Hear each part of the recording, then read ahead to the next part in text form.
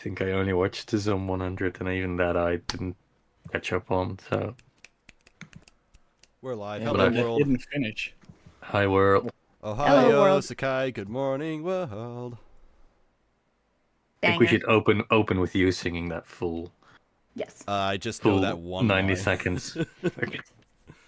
Just remember that in some part of the song, there's like this, like a distant sound, a faint sound of like an alarm clock, some kind of alarm, and no one but me can hear it. Like Really? I have pointed Gandalf. out exactly where it is. No one can hear it. It's like 3 beeps, and it sounds exactly like an alarm. I'll have to check this out sometime later, because a similar thing happened with the Gleipnir opening, where someone pointed out to me that there was like this high-pitched frequency, and then they told me about it. I'm like, oh, yeah, I could hear it, and then I ruined it for everybody after that. Right. I think to this day, that remains my least favorite opening of all time. At least this show was good. Which one is it? No, it wasn't. Gleipnir. Gleipnir. I can't say I Oh. can recall it. I remember watching the first episode of that. It felt kind of like it was like a fever dream. Like I didn't think it was like real. It was like It was, Edge, like, really bad. Is this real life? That's like It was kinda the horror show about the guy in the fursuit, right? Yes. Just to put it very bluntly. Like the guy's like a fursuit, but he's also meat on the inside. It's like I mean, we're all meat on the inside, so yeah, but we're usually not fursuits on the outside. That's true.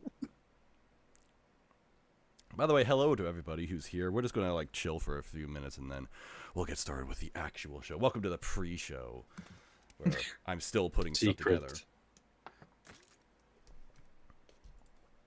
Welcome to the. I guess a show. teaser, but Maz, I'm definitely gonna abuse the "Does he know" meme you just posted. I'm gonna abuse the shit out of that. That's gonna be posted every day. That is excellent. It was great. It's like meme spotted immediately. The thing I just made. Hang on, I can post this.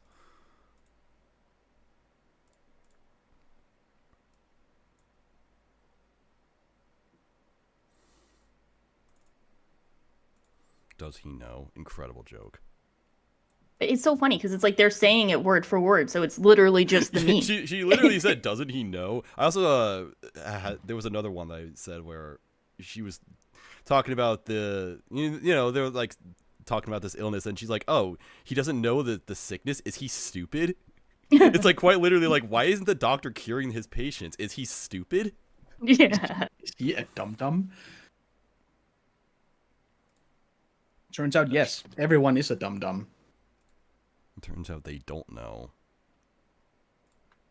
Kind of funny how she fails into success. It reminds me a lot of Tanya the Evil, where it's like on purpose she's trying not to make herself noticed, and then suddenly promoted to captain, promoted to general, promoted to lady in waiting, whatever the fuck that means. I feel like that's a phrase I've heard. Like, does that lady in waiting mean like next in line for the throne or something? That's just like a personal assistant. Yeah, Oh. lady in waiting. kind of like a butler, I guess, but Waiting for Oh. what? waiting like a I mean, like a waiter, I guess. Like Planet with what? Oh, maybe that. Like a she is waiting because she's a waiter. kind of. I think it's probably related in some way. But it's Makes something more like that. Like a. sense. I guess it's like somewhere between like a maid and a personal assistant or something. I can see that. That makes sense. Okay. Oh, what was I doing 2 seconds ago? Some dumb But you're stuff. professional. Yeah, You can tell you've been doing this for years. being a professional. That's what I'm doing.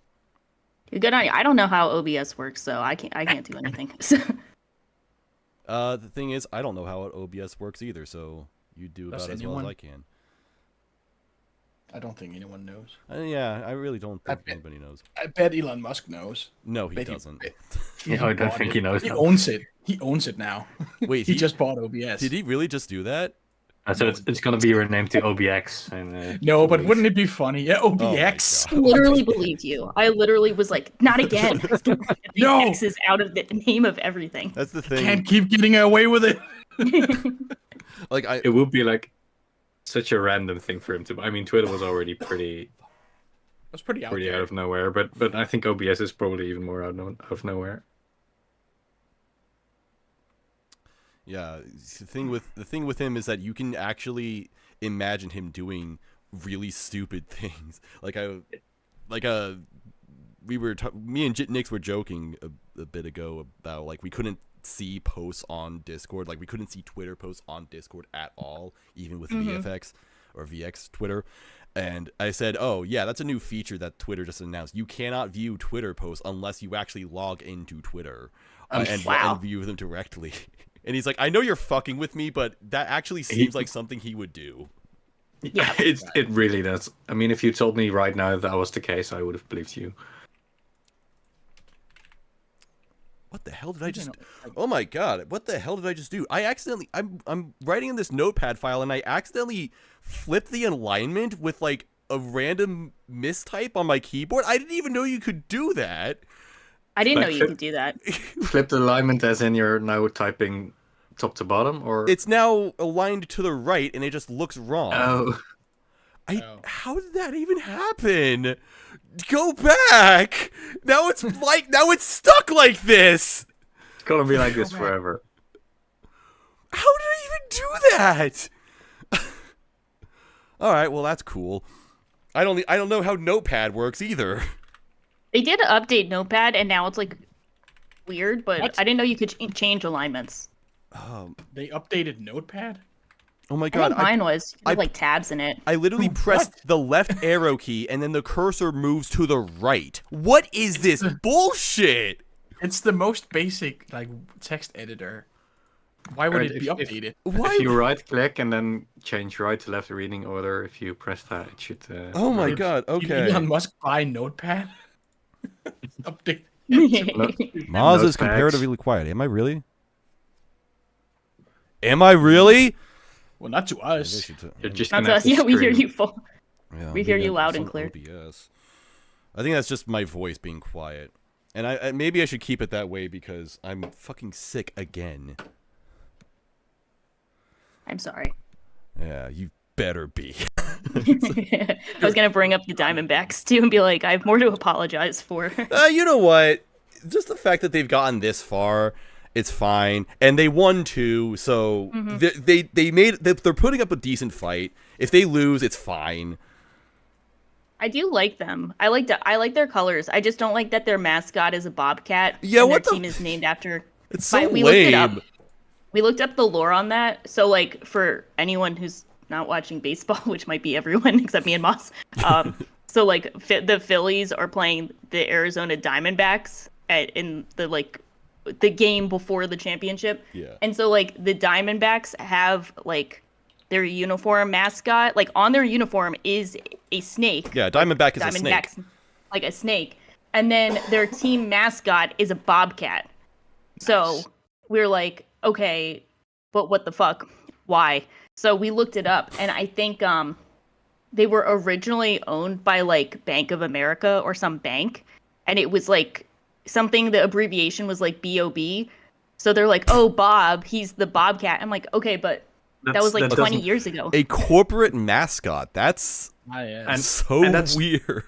That's And that's it. Burbank. that's still a And- massive leap of logic. That doesn't make you go, oh, now it makes sense. 'Cause Yeah. It still doesn't make sense. And not to add insult to injury, but like it's not a good looking bobcat. It's like a, it's kind of like a kid's. Not a hot bobcat. Yeah, it's not feeling very Beastars. if Yeah, you Power know what I mean. Itagaki would not approve of this. It would not. It's like a, child, like that new horror movie coming out with like the Chuck E. Cheese things like going around killing people. It kind of looks like that. I forget what that's like. Five Nights at Freddy's. Oh, is there actually? Oh yeah, there is a Five Nights at Freddy's movie coming out. Yeah, I saw some trailers for it. It kind of looks like a Five Nights at Freddy's kind of mascot. Is Five Nights at Freddy's still relevant? Because I feel like I haven't heard about that in at least 6 years. It wasn't for a while, and then they made a movie about it. I had no see. idea it was a video game, so I thought but will anyone see it? I Wait, feel like the kids who grew up with that game are all like 25. They're hyped. Shaw, were They're you not Shaw? gonna Were you see the alive in the movie. year 2014? no. Okay, that makes sense. I took a year off from living. Yes, same. Yeah, I forget. No, I forget. Like, I didn't know. Like, I've seen it now, but I saw people talking about the movie, and I was like, why is everyone talking about this? This looks kind of like normal ass. And now I get it because it's like based off a video game, so that makes sense. It's not very good. It was a meme. It became a thing because people screamed at it. Did Five Nights at Freddy's come out for 2014? I'm I pretty think the sure. video game did. Yeah. That's 10 years ago almost. Yeah. Yeah. That's It too has- long. Go Yeah. back. They might have missed their window of opportunity for the Five Nights at Freddy hype. It's a bit late to get a movie. 2014, yeah. And to think, all the big streamers were like babies back then. It was Markiplier, it was PewDiePie. I'm pretty sure that's what made Markiplier famous. Yeah. Oh, that makes sense. Yeah. Oh, because I think he wanted. Oh, I saw. This all makes sense now. I was like passively reading stuff, but I think it was like he wanted to be in the movie. Yeah. But there was some weird like scheduling conflict with something else that turns out to be bad. He's making his own movie. Or Oh, something yeah. like that. So, About Five Nights at Freddy's? I have no idea what Markiplier's movie is. I'm just Yeah. transported back to 2014 with this entire conversation about Markiplier and Five Nights at Freddy's. Everything I know about Markiplier and Five Nights at Freddy's is entirely against my will. Yeah. Five Nights at Freddy group watch, and then we're like, "What is this? Yeah. Why is this B-Stars ass movie? Like, what the fuck?" All right, let's get this party started. You know what? I'm just gonna keep Mao Mao on the screen. Why not? Mau Mau. Yep. Mao Mao. Was that her name? Isn't that her name? That's her name, right? It's something like that. Yeah. Oh, right, Mau Mau. It is Mama. Apothecary lady. I was thinking of Bao Bao, because Bao that's Bao. what you wrote in. Oh, That's oh. what you wrote in podcast announcements. Dafuamoko. All right.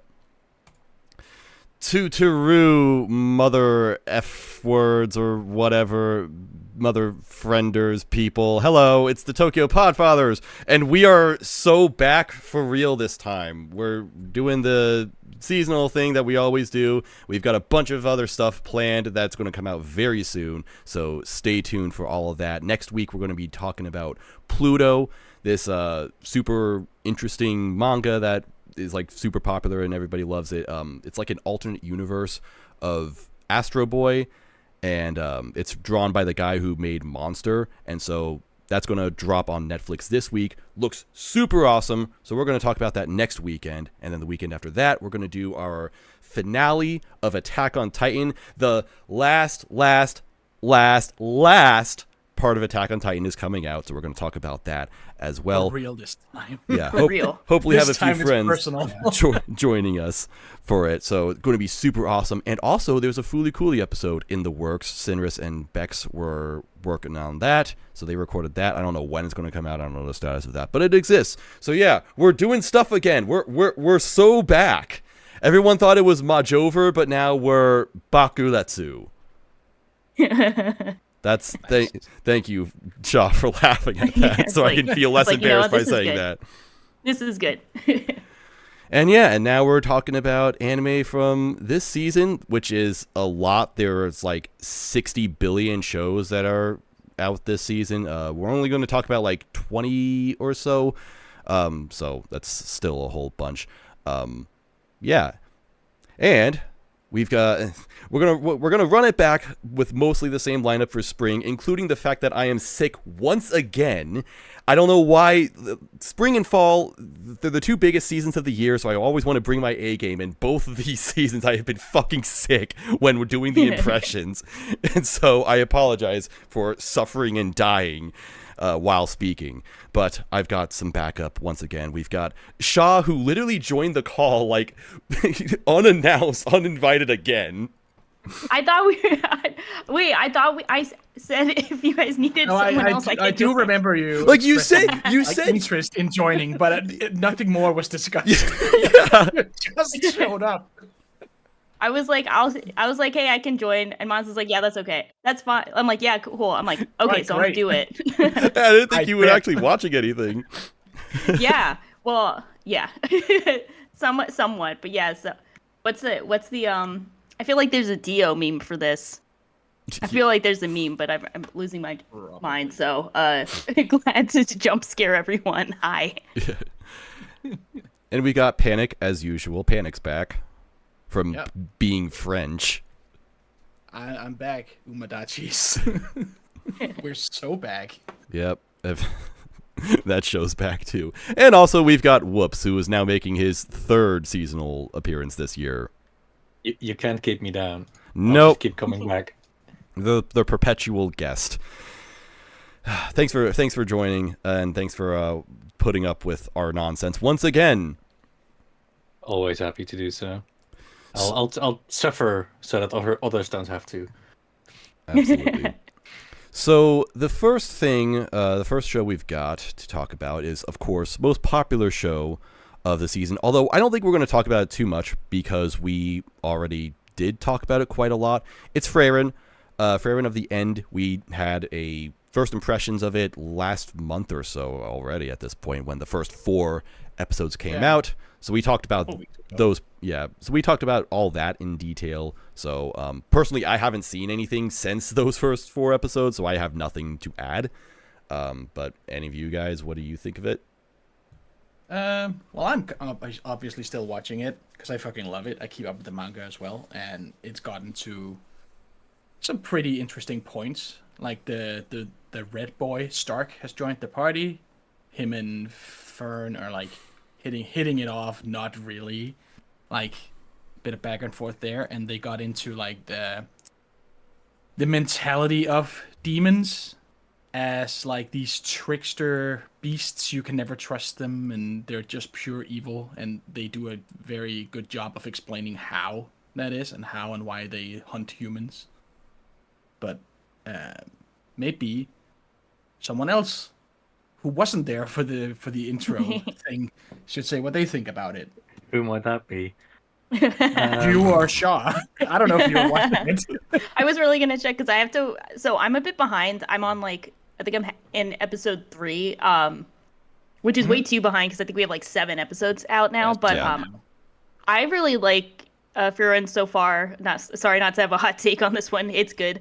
It looks really great, and I really like just the entire framing of it. Is like, you know, her initial journey is over, and now it's kind of like she's processing the emotional connections she had to her crew, even though at this point like half of them have died. So she's kind of like rediscovering her emotions and, you know, really going through so like her own development and learning to how to connect to people. And it's an interesting point of view because she lives so much longer for everyone. So the passage of time is very different for her, and very bittersweet when, you know, she kind of realizes these connections she had after the other parties already passed. So it's an interesting framing, and I do like, you know, her kind of bopping around to these different cities, learning small spells and things. And yeah, I haven't gotten to the new guy joining yet. I think that's like an episode 4 thing, but he looks pretty cool. And I know that one of the episodes, I think it's episode 5, I think they got like the Avengers of animators animating it, so I'm expecting it to look really cool. And yeah, I'm excited for it. It looks like a cool world, so 10s all around for everything so far. And I have a personal investment in this being the best show of the season based on essentially a bet I have going on with replay value. Oh no. And well, it's our like fantasy draft thing we did. So I drafted Frieren on my team, and I pretty much need it to be good so I'm not singing the opening for everyone. Oh, nice. Are you doing like are you doing like the fantasy game on My Anime List? No, I should be doing that. I always forget about that. But we did this thing where it's we drafted 4 shows, and whoever has the best 4 shows wins by the end of the season. And then whoever has the worst 4 shows, they're gonna have to sing one of the opening or endings from their shows. You gotta invite me on that because I would crush in that. Yeah, With the I think you seasonal would. seasons I think you would slay. So Actually, I'm gonna... maybe that's why you haven't invited me, because you're too afraid of my power to predict things.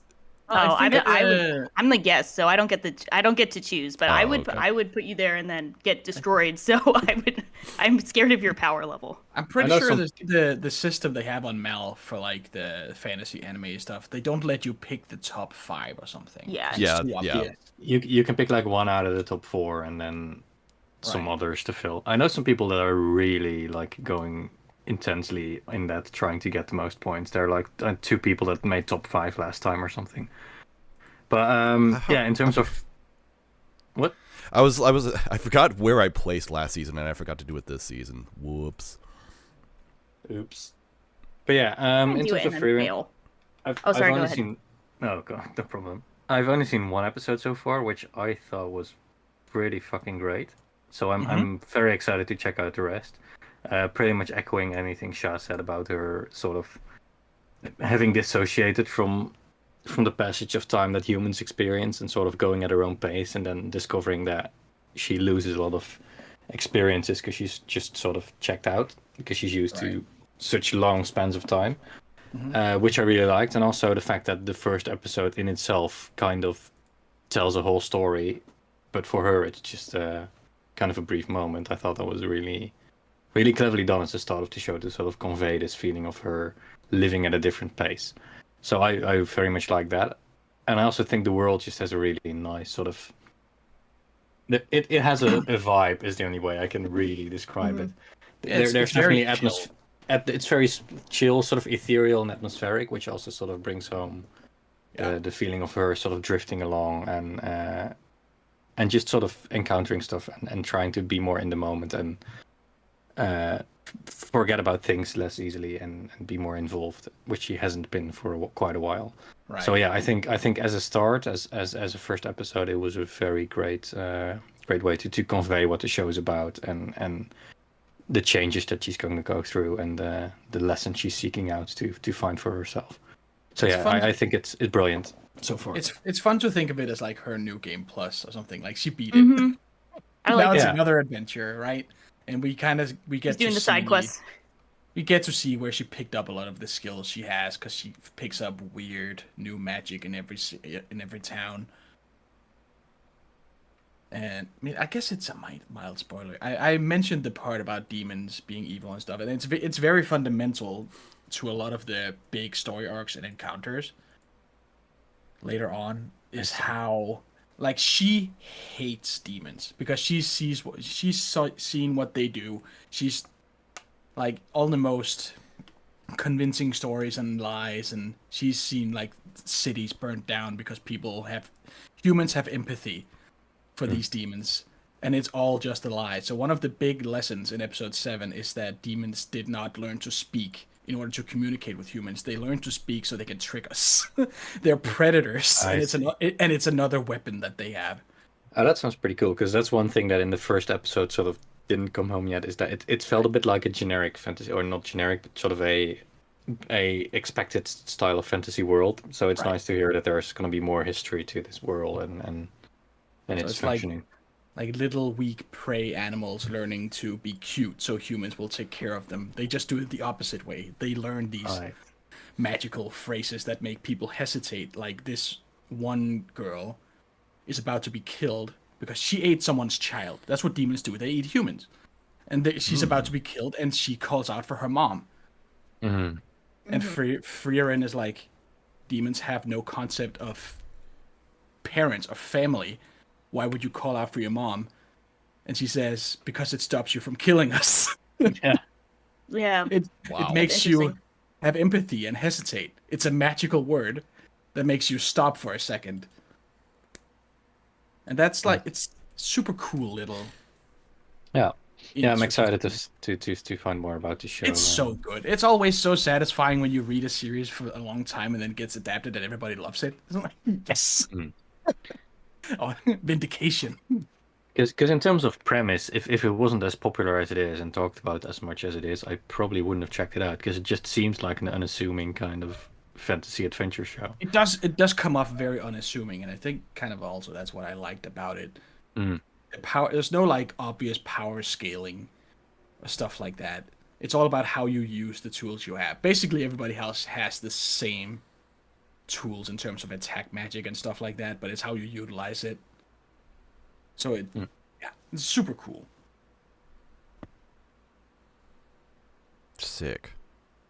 I was looking for something. Doesn't matter. No one knows what I'm talking about. But yeah, that's a really good show.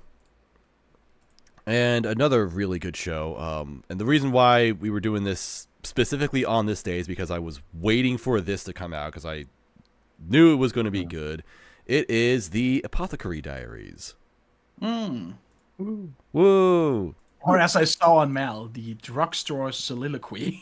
I don't know. It's the less catchy title. Adolescence. That kind of goes hard in a weird way. Right? It sounds like an Drugstore album. soliloquy. Why is it? I'm gonna write an album with that title. I'll just have to find out how to Quick, make music. but- spell soliloquy.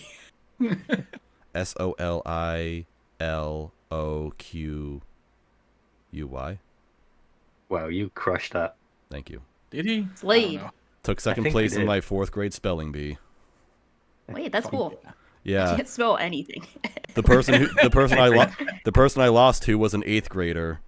She was my older but when is- sister. Wow. Nice. What is she doing in your spelling bee? Get out. Go Yeah, the play rules with were kids your own fucking age. broken. It was rigged. Anyway, Anyway. this show, I'm glad I waited for this because it has lived up to the hype for me, in my opinion. This is a really, really good anime. Yeah. It is. Next show. All right, nothing more to say. We're gonna be done in 10 minutes. Yeah. No, yeah, I watched the first episode as well, and I was normally I'm slightly hesitant with historical shows because they can be kind of dry. Yeah. I find. Did you but, watch Raven of the Inner Palace last year? I think I I watched an did. episode of that and kind of ran into the same issue where I just felt it was quite dry. Yeah, that's what I was like afraid of this show Yeah. being, because it was like the same thing, like a few centuries ago, ancient China and whatever, and all that. So yeah. But yeah, this definitely didn't have that issue because the protagonist is quite. She's sort of carrying the energy of the show and preventing it from being that dry type of historical show that you often encounter, because she's very very likable and kind of she's not as proper or as reserved as maybe a lot of protagonists or characters in shows or settings like these are. She's a lot more involved and I don't know, she just has personality. I struggle to find a real nice word to put it in, but She's very low energy, but she just has so much character. She just has such a strong personality. She's a vibe, honestly. that's the And she And is just- the moment.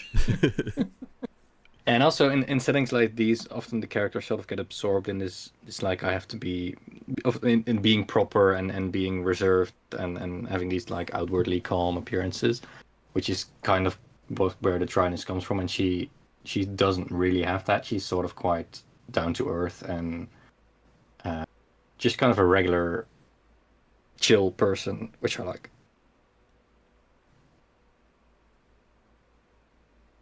Yeah. Yeah. Question, because I'm still so I have to catch up, but I was looking at all of the tags for this. Do you guys think this will be like a romance series? Because I see it kind of pushed by a lot of like shoujo accounts, or is it going to be kind of like slice of life? You know, she's going around with the drugstore soliloquy, going around saving people. I could see like shoujo people being way into the really handsome unique guy. Oh, Yeah, absolutely. I feel like it's probably the type of show that sort of vaguely suggests that it could be a thing, so that it can at least be shipped and sort of be talked about. I don't think it's going to go actually full romance. But as of right now, Okay. no, I don't see them getting. Okay. No. Who knows? She is definitely like hard no on this guy, but you know, that's usually the start of a relationship where at first the girl hates him, but then she learns more about him and comes around to liking him. Gotcha. Yeah, also, I don't know what the ages of these characters are supposed to be. I think she's like 16, 17, and the dude's, I don't know, 22, something like This that. is Just a ancient vague China. guess. Yeah, So it's so probably very young. that's totally legal back then. Sure, but in terms of the vibes for the series, it does kind of feel like an adult and a like an older teen, sort of slightly Mal weird. says she's 17. That was not the vibe I was getting at all. that's higher than I would have guessed. But anyway, I don't think the vibe isn't necessarily romantic in the first episode Gotcha. at least. She was weirdly chill with being kidnapped. She's just weirdly She chill did with not everything. react at all. She's just like, It's like well, Guess I live just here another now. day. Yeah, I like that part. She's just so she kind of just doesn't give a shit. She's just Just like, another day.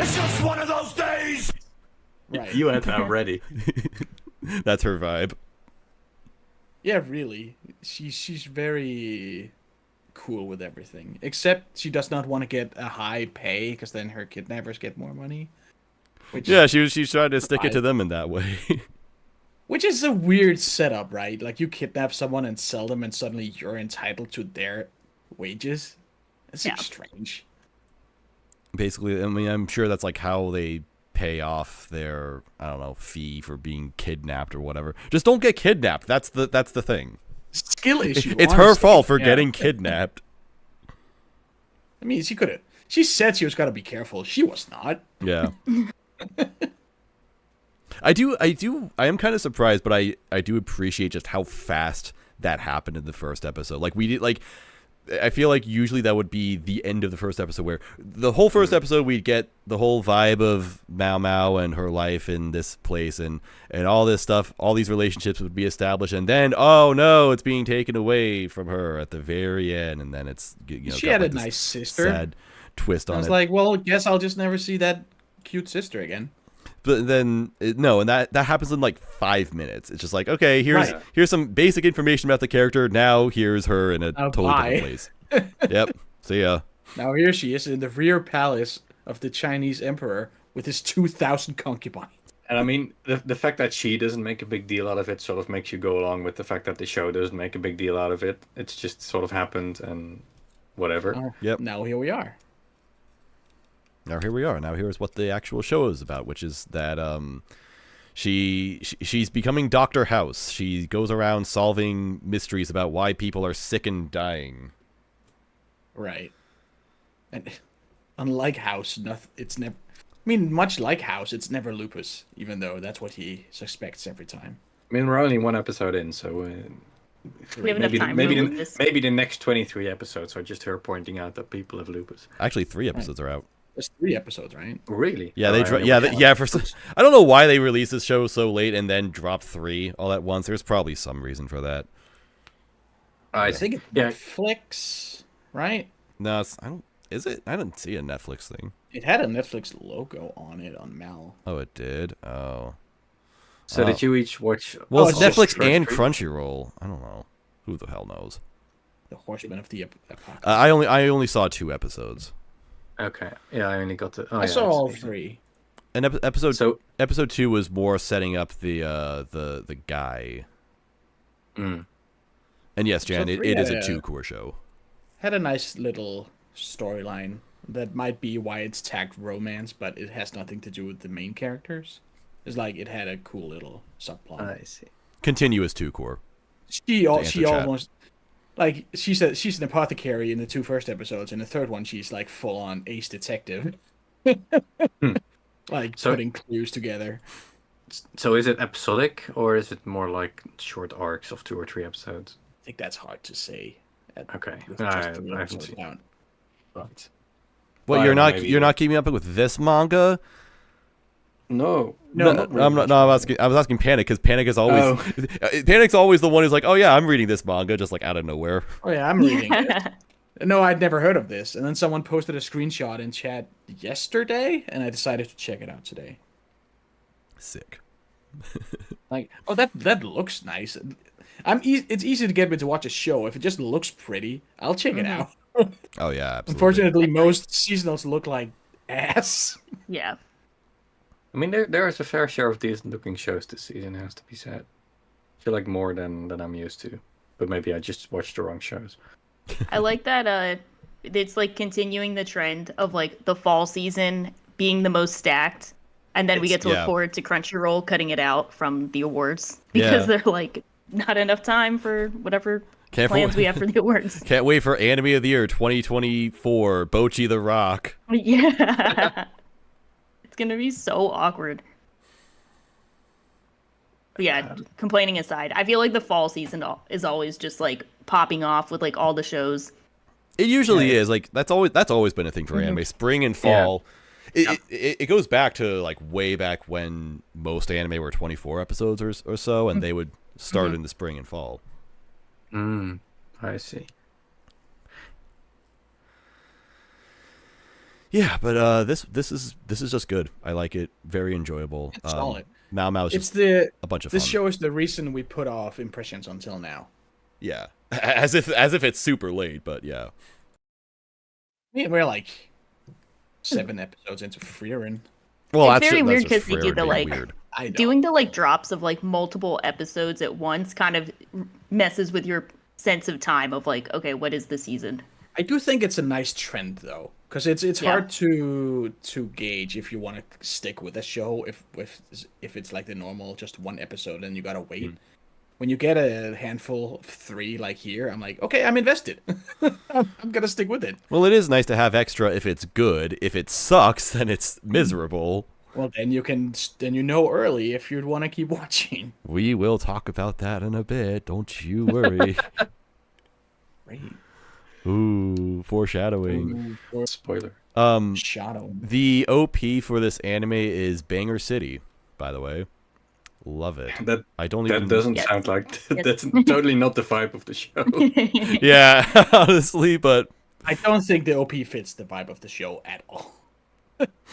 I mean, for a show about doing Apothecary in a historical setting, Banger City doesn't sound like the most appropriate title.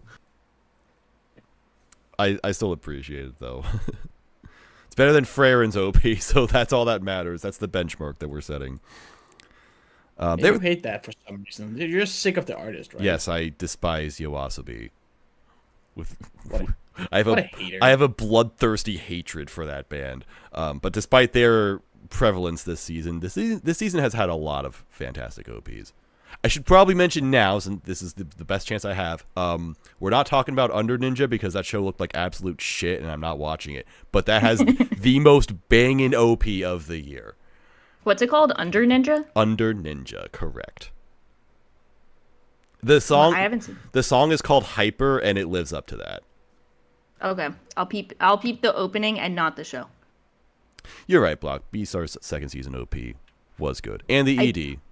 Yeah, I think I like the ED. I do, as much as I like slandering Yasaobi sometimes because the songs do sound very similar. Like, I haven't listened to every Yasaobi song to make the claim that their songs sound similar, but a lot of the anime openings that they have sound very similar. Yeah. But I will say I like the Idol opening that they had for Oshinoko, and I like the Beastars ED a lot. So...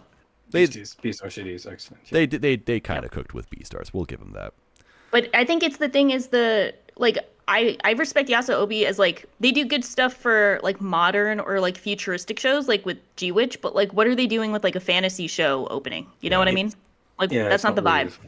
Set them up for slander a bit with that one, and it's not their fault.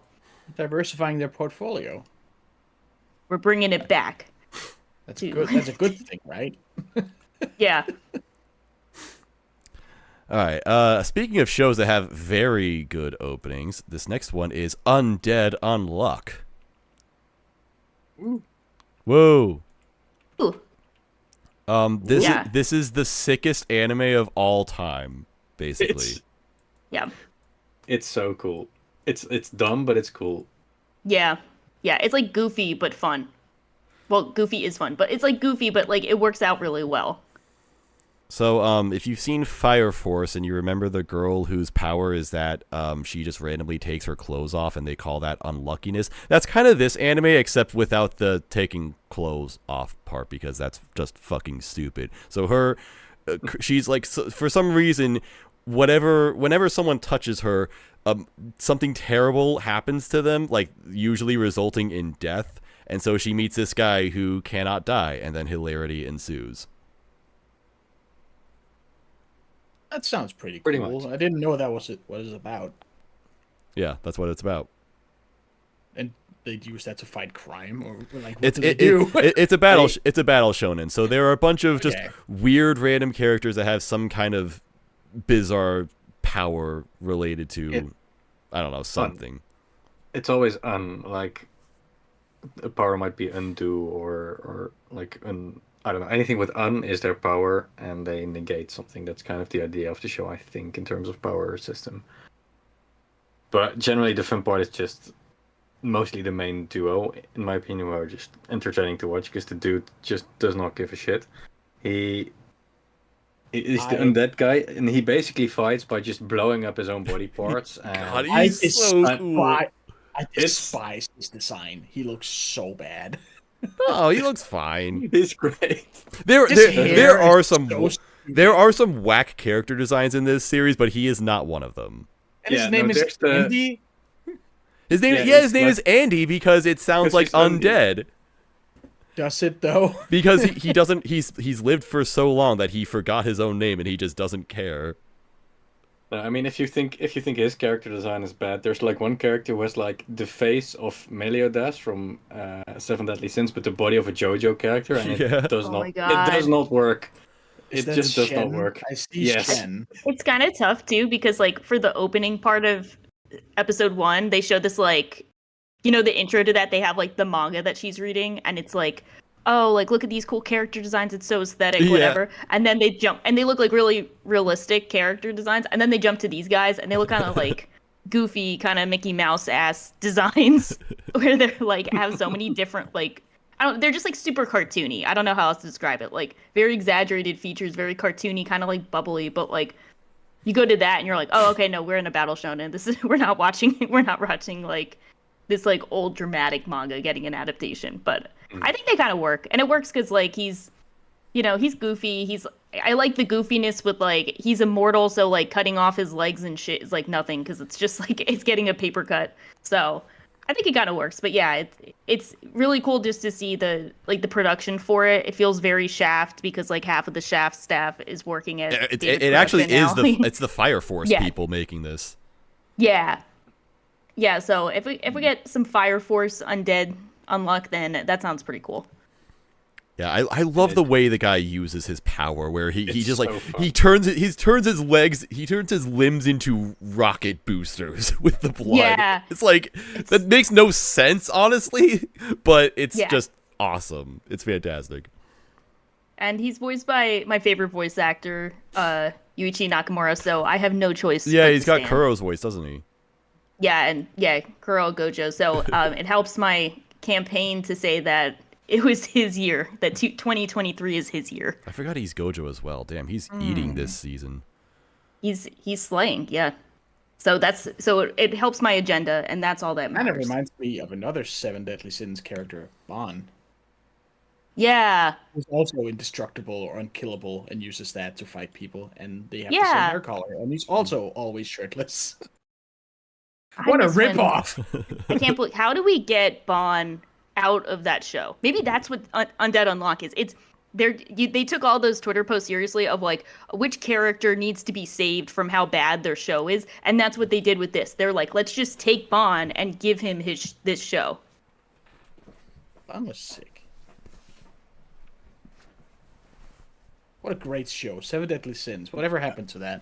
Season 2 when? Please don't start praising it until we don't want it to come back. I don't think. We want it to stay gone. Hang on. Posting the meme. Does he know? Does he realize that there's actually the sequel Seven Deadly Sins is out right now this season? Really? Wait, it's another season right now? So okay. Spoilers for Seven Deadly Sins, I guess, if anybody cares. TLDR. That series is over. That manga ended. Meliodas and the girl, whatever, they fucked, had a kid, and now that kid is the main character of a new series, and it has an adaptation this season. Oh, their kid is like Lancelot or something? I don't fucking know. Is that his name? Or is that no, that's Bond's kid. I don't know what it's called. Everything I know about it. Boruto no Tazai. I know it exists. I don't know what it's called. You know, you're the biggest fan of this fucking show. Yes, Mozilla Fennekin, known Seven Deadly Sins fan. Yeah, he is there. No, that's the other kid. Okay, whatever.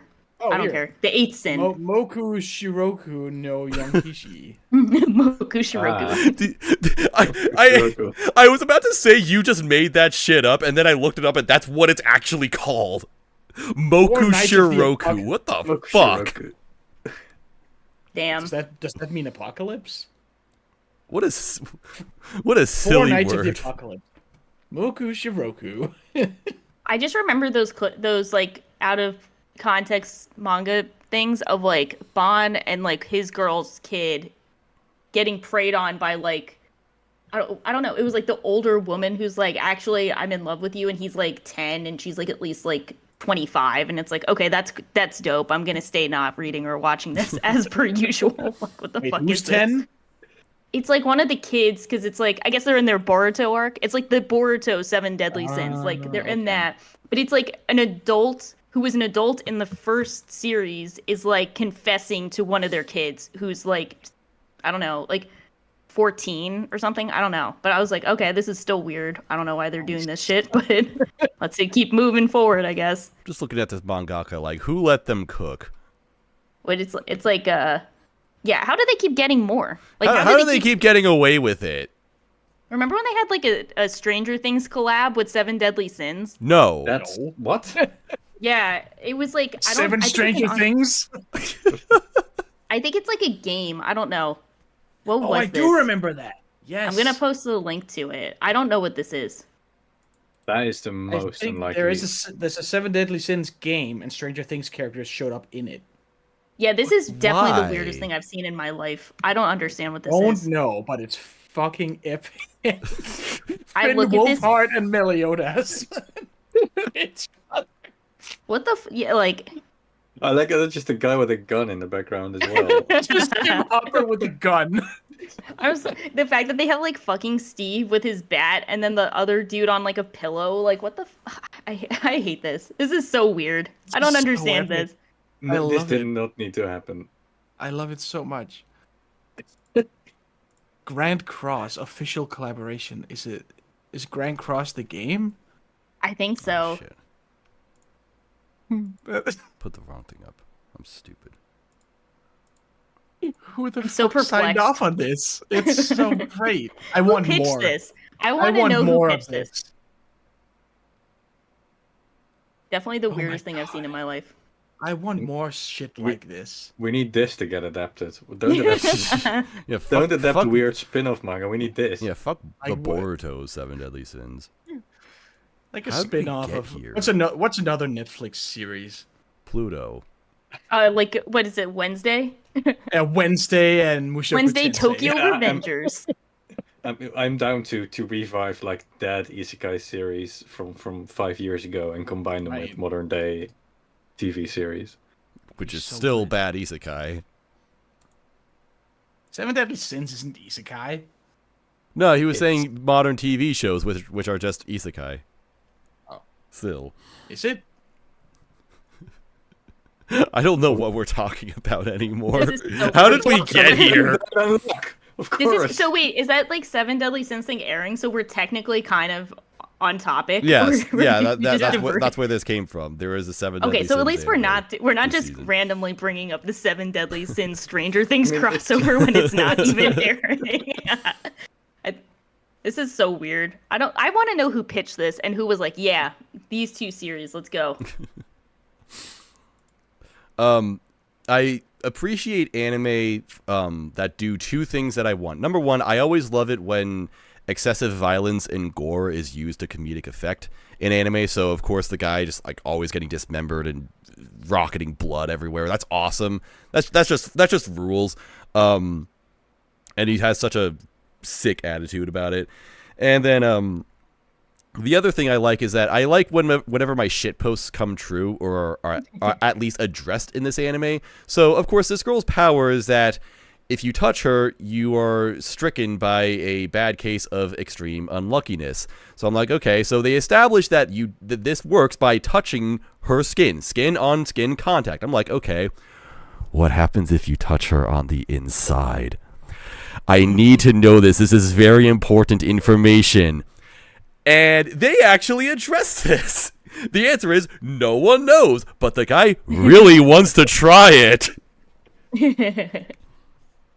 I mean, and I kind of love how her power is just, again, just sort of this rule of cool type thing where just wild shit happens whenever she touches anyone. Like, trucks just suddenly come flying through windows or meteors come crashing down and shit like that. And it's just, it would have been so stupid in any other show, but because they just sort of wrote it in as a mechanic of her powers, it just feels like it works.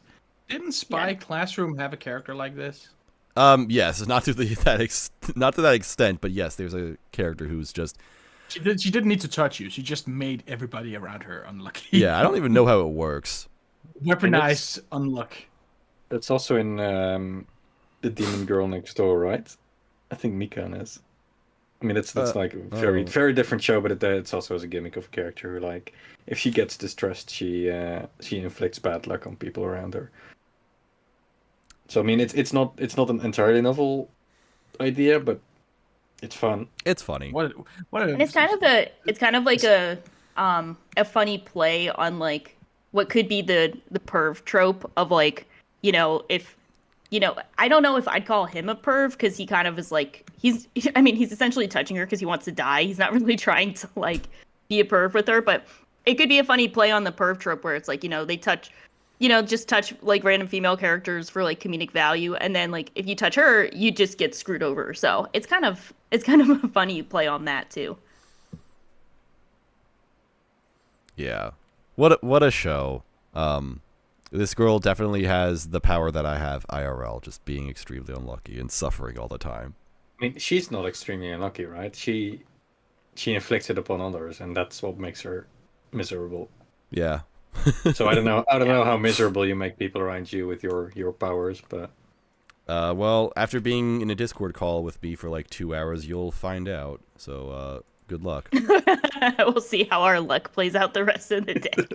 That's how your power manifests. Yeah, it works the same. You just spend 2 hours. Yep. It's not touching. It's just talking. So. To address chat, by the way, we will talk about 16-bit Sensation a little bit later on. So stay tuned, fuckers. Okay, so next anime, Yes. I might be the only one who has seen this. Where is the freaking thing? God, I have so many slides. Okay, so this is Hametsu no Oukoku, aka Kingdoms of Ruin. I think I'm the only one who's seen this. Kimetsu no Koko. Kimetsu no Yaiba. Okay.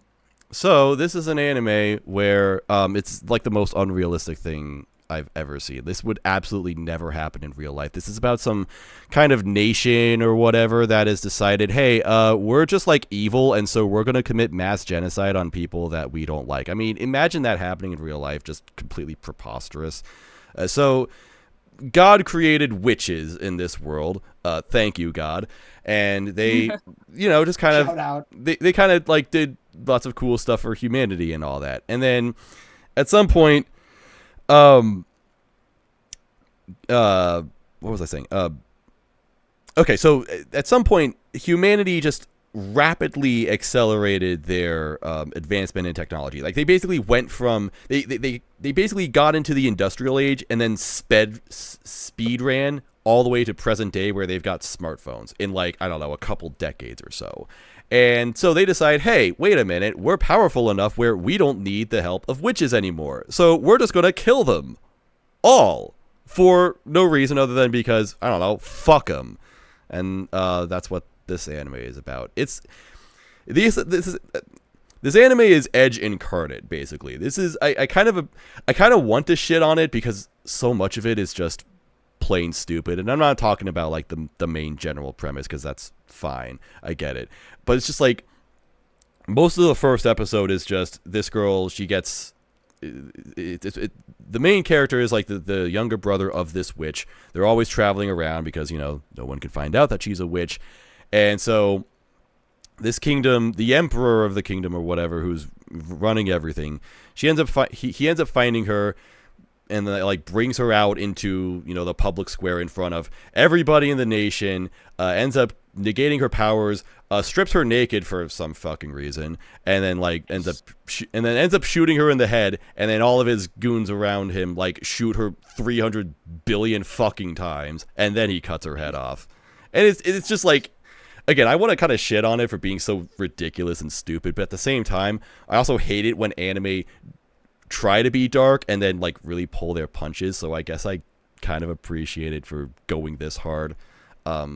It's kind of silly and ridiculous, and that's all I've seen of it. I've only seen the first episode, and not too much happened. It just set up stuff, but it's kind of interesting, I guess. I am definitely rooting for this guy because I do not appreciate the witch genocide. No, thank you.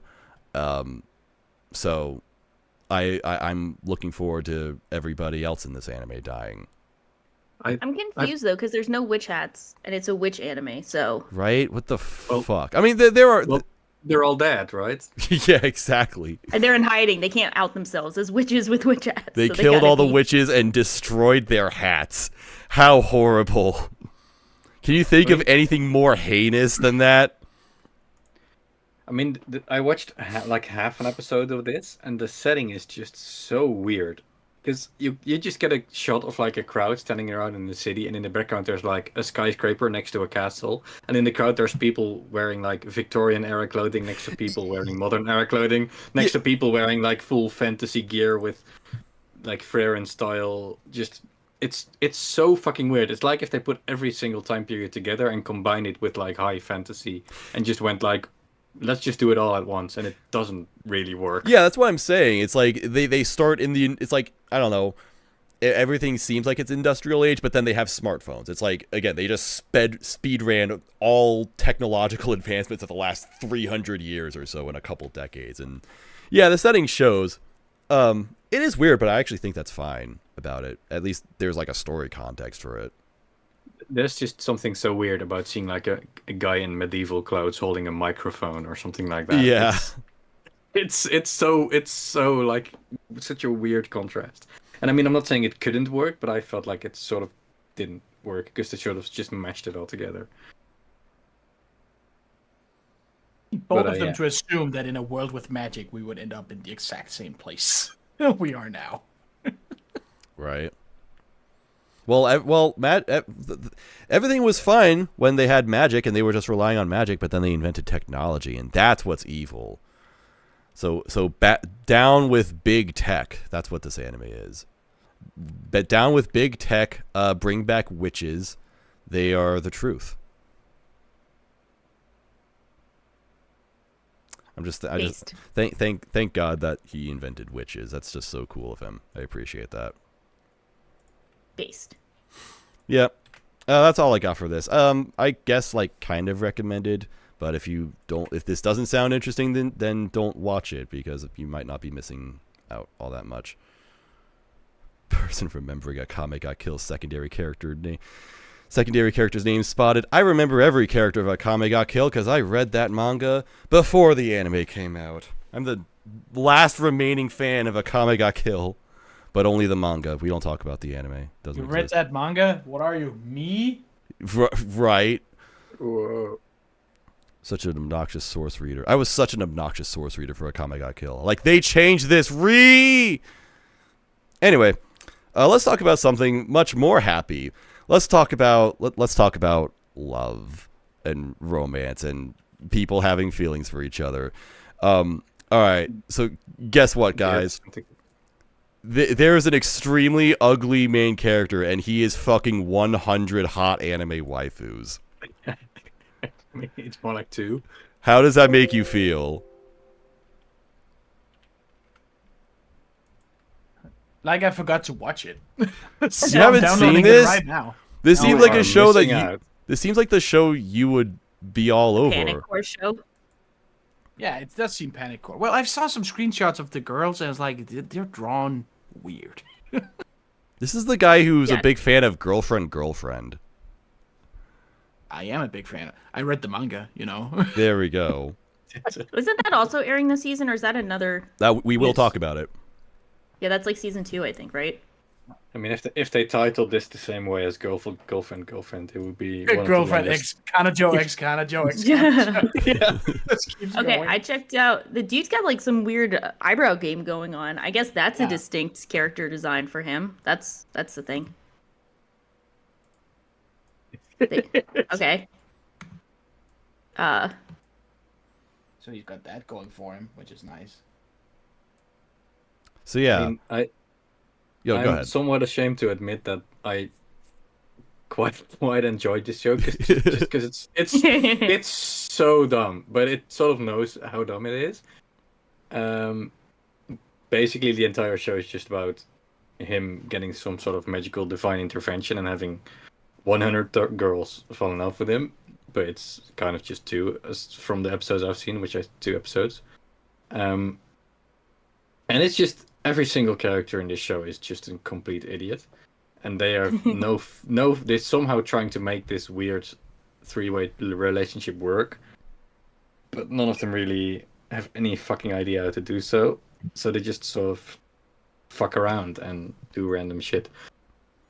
And yeah, it's just so they're both absolute idiots who are just have no fucking idea how relationships work. So they just copy each other, even though the other person also obviously has no fucking idea how this works. Isn't there 100 of them? But that's the sort of the thing with the show.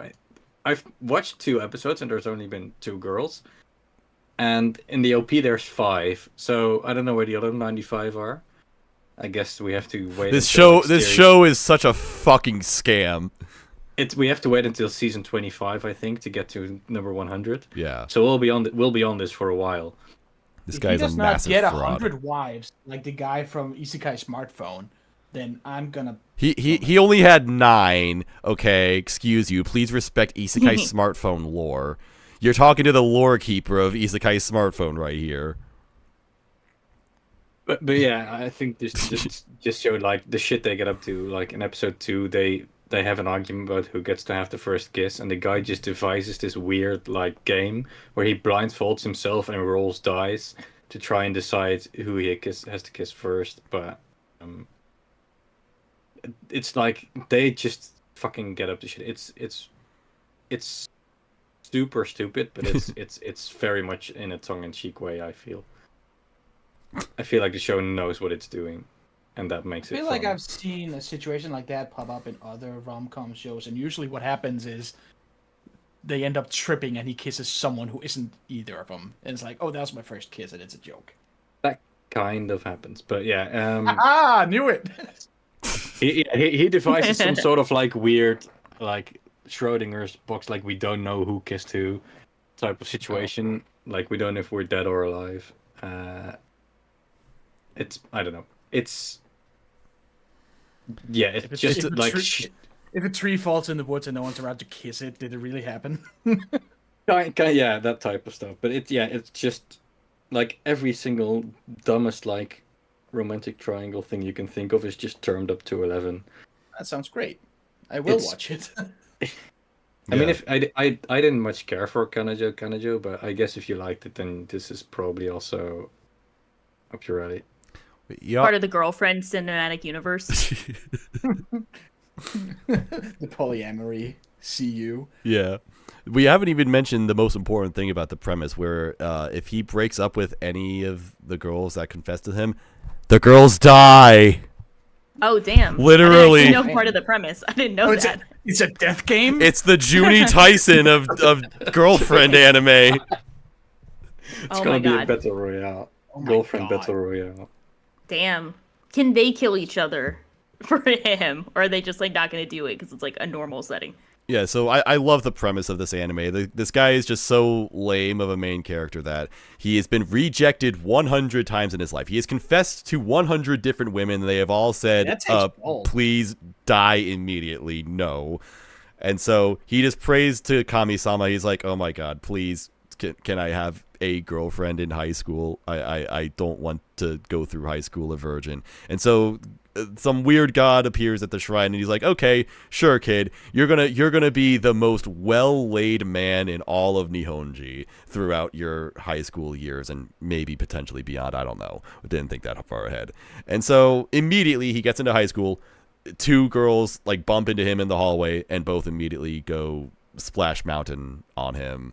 And then he's like, all right, well, I my options are virtually limitless. Do I pick the girl with giant boobs and no personality, or do I pick the slightly less hot girl whose personality is also really annoying?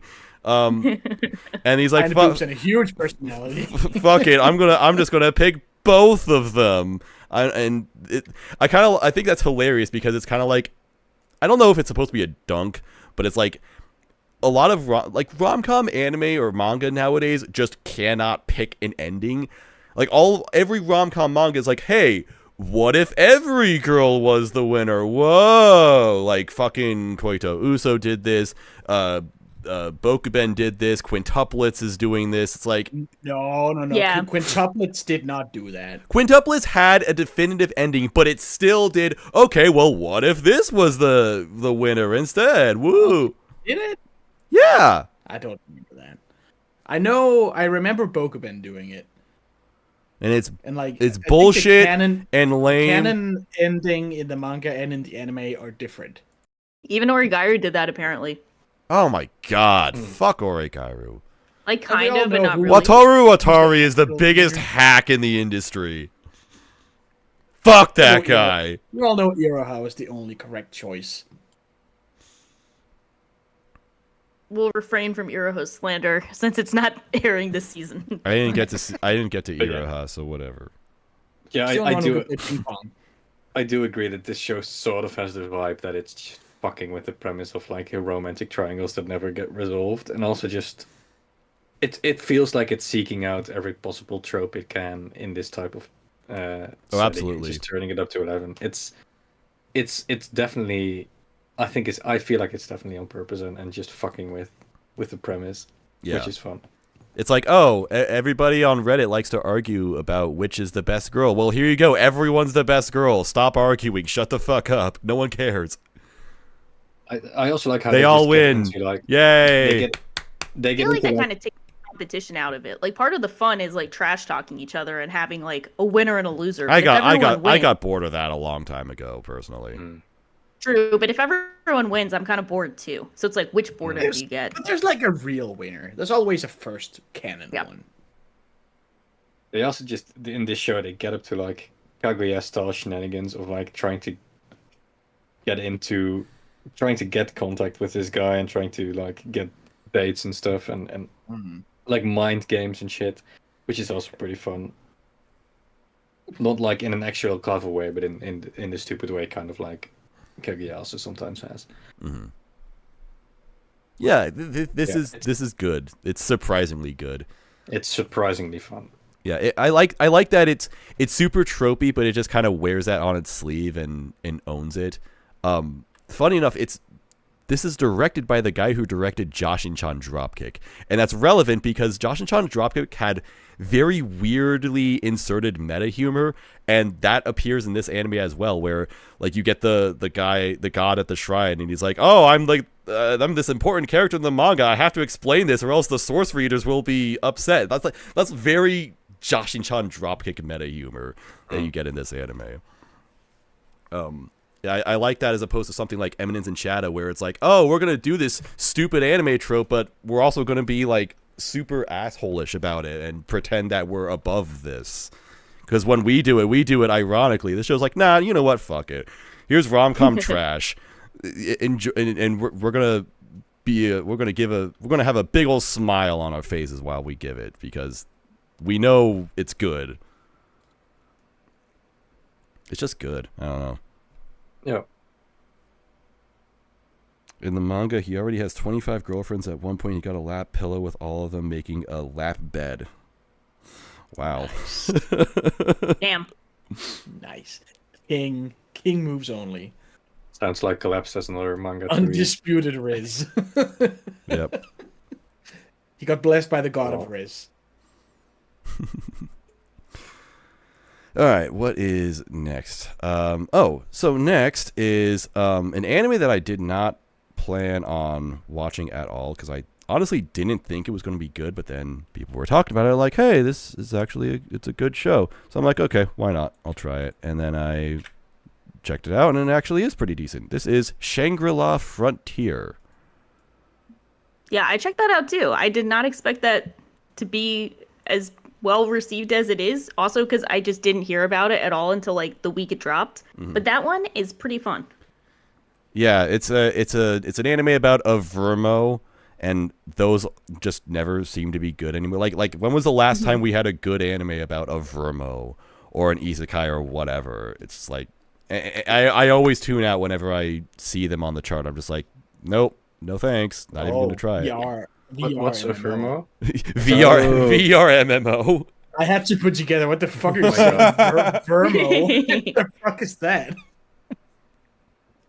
Yeah, I think it's I don't want to say it's rare or not because I have not been watching enough isekai to really make any kind of claim on what's going on, but I feel like it's been a while since we've had a show that's like very much just focused on like you're playing a game in a virtual world. It's not about like getting reborn in a new world and then it's almost like a video game world that you're living in, but it's still like your life. Like this is very clear cut, like kind of SAO-esque of like dude in our world playing a video game. And, I think they're still common. They're just not good.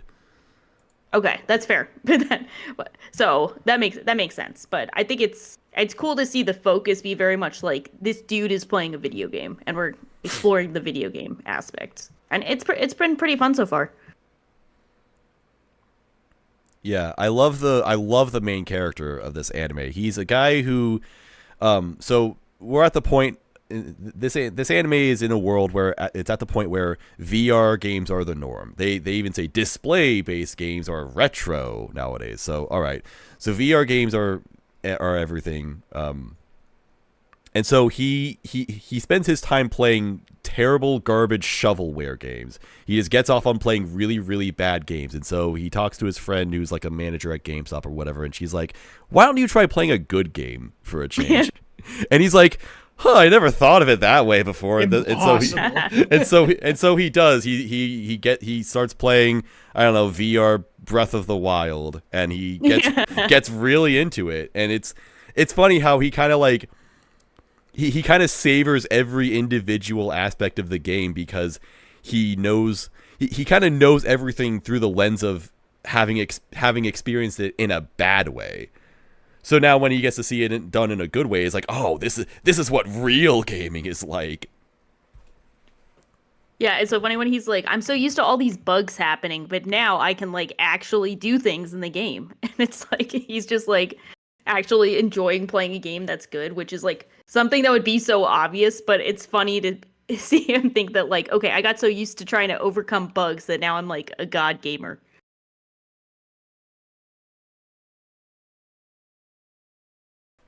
Sorry, I was blowing my nose. Sorry for the dead air. I'm dying. Yeah, it's just really cool. I've only seen the first episode, so I've only seen him just basically getting through the basics of the game. But it was pretty fun. Mm-hmm. It was pretty engaging. It was pretty cool to just see him play the game. Like Chad has mentioned, it's pretty well made as an anime. I don't remember who it's by, like what studio is doing it. Oh, let me check. C2C. Which is an okay studio. It's by oh my god! It's by the director of the Journey of Elena. I remember now. Wait, so this is just made for you? This is Mozcore. I wish it was. I would rather have the Journey of Elena again. Oh, the same studio did Hitorigoto. I had no idea. That's funny. Yeah. Yeah, it's just pretty good. I like it. That's about all I got to say about it. But pretty much all I can say too. Yeah, I expected nothing from this anime, and I was pleasantly surprised. I am curious as to like where exactly it'll go. It seems to be a continuous 2-core series of 25 episodes. I don't know. There's something going on with this girl that is super simping on him, and apparently she plays the game as well. I don't know, but it'll be. I'm totally down to just watch a guy play video games. Because like you said, we don't get that a whole lot. Just guys being dudes. Just bros. What's being better than bros. this? And I guess the one aspect that's kind of funny that I don't know if that it is in the first episode, so it counts. It's also funny that there's some girl at his school who has a crush on him, I think, and like is trying to get him to like trying to talk to him about games, and she plays this game. So the like manager at GameStop is like also trying to push him in this direction, so like to help the girl out. So like I'm presuming that she's going to make contact with him at some point during the game and they'll play together, which is kind of cute. But it's funny because she's just like this tiny girl and her character is dressed up in this like huge suit of armor and she's like super high level. So she's like going to like the beginner area trying to like find him. And everyone's like, what is this person doing? And she's just like clunking around. So I could see that being being a fun dynamic depending. I mean, just listening to the premise, 2 cores just sound like a lot of time for this type of premise. So there would have to be something happening to sort of shake it up. You'd think.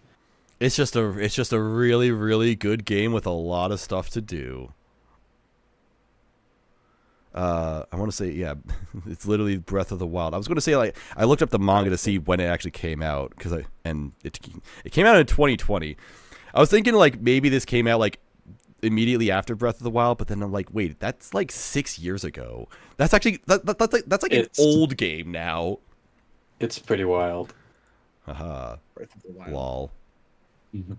I love this comment in chat, by the way. Love the way you guys sit in silence at times. I be outside in my whip hotboxing, and all the sudden silence helps me. The sudden silence trips me out. Love ya, pimps. Is that possibly the best comment ever? Thank you, man. I appreciate that. We're not supposed to have dead air because that's not good podcasting, but thank you for compliment. We'll take the compliment. That's just me being a bad host and not being able to form thoughts properly in I think it's your illness. Yeah, that's it. I am diagnosed with being fucking stupid. That's my illness. Also, like, it's like sit in silence. Sorry. I be outside in my whip. It's bee like the insect. I be outside. I be outside. He's a beekeeper. Right. My dad is trying to be a beekeeper. Really? That sounds like a title to a manga. My dad is trying to be a beekeeper in another world. Whoa. I don't know how successful it is, but the first year the bees all died, so... No! It doesn't sound very successful. Yeah, it was not successful. I mean, think he's in his you don't know how arc. you don't know how successful it is, but they all died. So I haven't. But he's in round 2. So. I mean, I feel like the name beekeeper just sort of implies that you do have to keep the bees alive, and be like, bees "Oh, Dad, you didn't really keep the bees." Why didn't the beekeeper keep the bees alive? Is he stupid? Does he know? Does he know how to keep bees alive? And I guess the answer was no. It was like some weird, like, I don't know, some like beetle got in there and killed them all. And I was like, oh, okay. Damn. Oh, Dad. I just told him to get a normal hobby. So not the bees. I did send him the gif of that Nicolas Cage movie where they pour bees in. I'm like, not the bees. I said that like multiple times. Nice. So thank you. The other thing I wanted to mention about Shangri-La Frontier is that what really convinced me that this anime was good is that it has an extremely sick nu metal OP. I was not expecting that. Oh, God. Isn't the OP name like Bad Game or something? It's something funny that's relevant to the series. Broken Games. Yeah. Is the name of the OP. Turns out it's by a supergroup, and at first I said that it was just a Sim ripoff because it sounds exactly like Sim. The band who did like the Beware OP in Attack on Titan. It's like it sounds exactly like them. And it turns out it's the vocalist along with members from a few other bands. Like Saro on Discord said it was the bassist of Penguin Research and the drummer of Rintoshi Segure. In there, they formed like this new supergroup. And I don't know, they're just going to do stuff, I guess. So that's cool. But yeah, this OP is extremely sick. Cool. And that's what's most important to me. We need more hardcore OPs in anime. And it's about family. It's about family. That's really what it's all about. Family is everything. I need to have that as a soundbite. And it's about family, and that's what's so powerful about it. A spy family. Whoa! Oh, You stole a transition that I was going to make later on. damn. Damn. Just pretend that didn't happen then. We'll all cheer when you do it later. Yeah, we'll pretend we didn't hear. All right. So this next anime, I think I'm the only one who has seen this. Probably it's Ragna Crimson. And I apologize if anyone... That sounds edgy. I apologize if anybody watching or listening, or any of you in the call have seen this and like it. Because I'm a massive hater of this show. This show is fucking terrible. Like, I don't know, like, this anime, it's mildly popular and has a decent score on my anime list, and we can, argue about normie opinions and all that shit, but it at least says to me that, okay, there's like a decent amount of people who say this is a quality anime, and I watched it, and it's terrible. Like, everything about this anime is terrible. Like it, What's fun? Oh, go ahead. No, go what's off. No, go off. Keep ranting. Okay.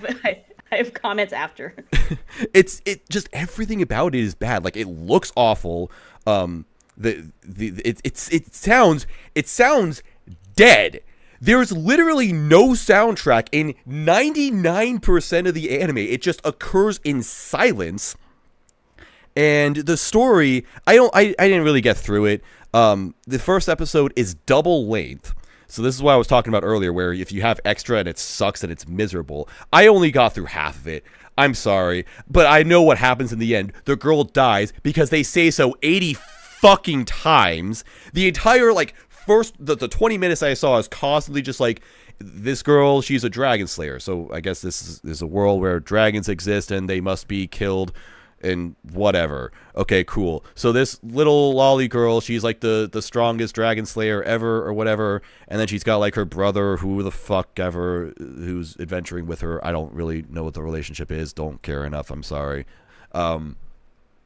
And she's always like protecting him and stuff, and they're like super close, and she's like, yeah, and I'm gonna be like super strong and powerful, and this guy's like, yeah, and I'm so great, I'm so glad this girl's with me. It's just death flags the anime. It's just constantly setting up like how this girl is super great, and without her this guy would be nothing. Oh, it's so nice adventuring with this girl, and she's so cool, and she can do all of this stuff, yay. And there's no way that such a strong character like her could ever die. Whoa, what a shock that would be if this girl fucking died! I wonder what would happen if she died! How do you rate her witch hunt, though? So what happens? So what happens? I don't know. I turned it off because I was annoyed. But now we'll never know if she dies. Exactly. I don't know that she dies. I have no idea. It's a total mystery. It's the cliffhanger of the century. Damn. I think this is such a NPC anime, because I feel like all of a sudden it kind of like what you're saying, like all of a sudden it's been like talked about by kind of like normie crowds where they're like, oh, it's so good. And my exposure to this was like seeing people post about it on TikTok, and it was like, I think this is probably the actual selling point for people, because that's the only way I've seen it praised, is like, oh, we took Killua and Gojo and we made them the main character. And that's literally what I've seen the premise be for people on TikTok. They're like, oh, it's like if these two characters who we like were the main character because silver hair and whatever. Silver hair, glowing blue eyes, he's Gojo. Yeah. Is that why people are watching this? I have a feeling, because that's the only way I've seen it presented. Like, I didn't even know it's a fantasy series. I didn't know anything about the show. I don't even know if he has lightning powers. If he does, that makes sense. I don't know. But I just saw people on TikTok posting about, like, they would literally say, like, if you like Killua and Gojo, it's like them put together as a character. And then everyone in the comments are like, oh, this show is so good, whatever, whatever. So, like, I don't know anything about it, but I think that's the only selling point for people, is they're like, this main character looks like someone else from a show I like. But maybe your feed is just very Killua-centric. It's been very interesting in the past couple months. I'll put it that way. But yeah, but that's the only exposure I've had to this show is people on TikTok talking about like comparing it to other shows, and then people also on TikTok being like it's good. But I also so I was gonna consider checking it out because I'm like, oh, okay, it's a show coming out. We'll see. But I'm glad you confirmed it's bad because I do think it looks bad. And I've literally never heard anything about it beforehand. And I feel like, at least in our, perpetually online sphere, if like a manga is good and gets an adaptation, you at least have like 5 people being like, hey, this thing is pretty good. But the fact that I've never heard anything about that, it's like, okay, where'd this come from? It's like what is it? Like industry plant anime. That's how I feel about it. Oh, I have something to say about that later on. He doesn't even look that much like Killua. No, I think they were probably trying to sell it more on Gojo, but he also still doesn't look like Gojo. So like, you can't just say like every white-haired anime character is similar to other white-haired anime characters. Remember when Trump said that he was going to get TikTok banned in the U.S.? Look, I'm not a Trump supporter, but that is one thing I appreciate that he tried to do. He was onto something there. He expected a Ragna Crimson hype on TikTok. He tried to protect us from Ragna Crimson. Look how far we've fallen as a society. We didn't listen. We didn't listen. Joe Biden is to blame for all the exactly coming out. It's all his fucking fault. It's like the thanks Obama, but for Biden. Just anytime bad anime comes out. The West has fallen. Billions Thanks, Biden. Yeah, I don't know. That's all I have to say about it. It's just bad. That's all that like it's not even an interesting kind of bad. It's just a bland show that is also bad. Like it has no production value. Again, it looks bad. There's straight up no music or like ambience in basically every scene, so everything just feels like it's being presented in a void.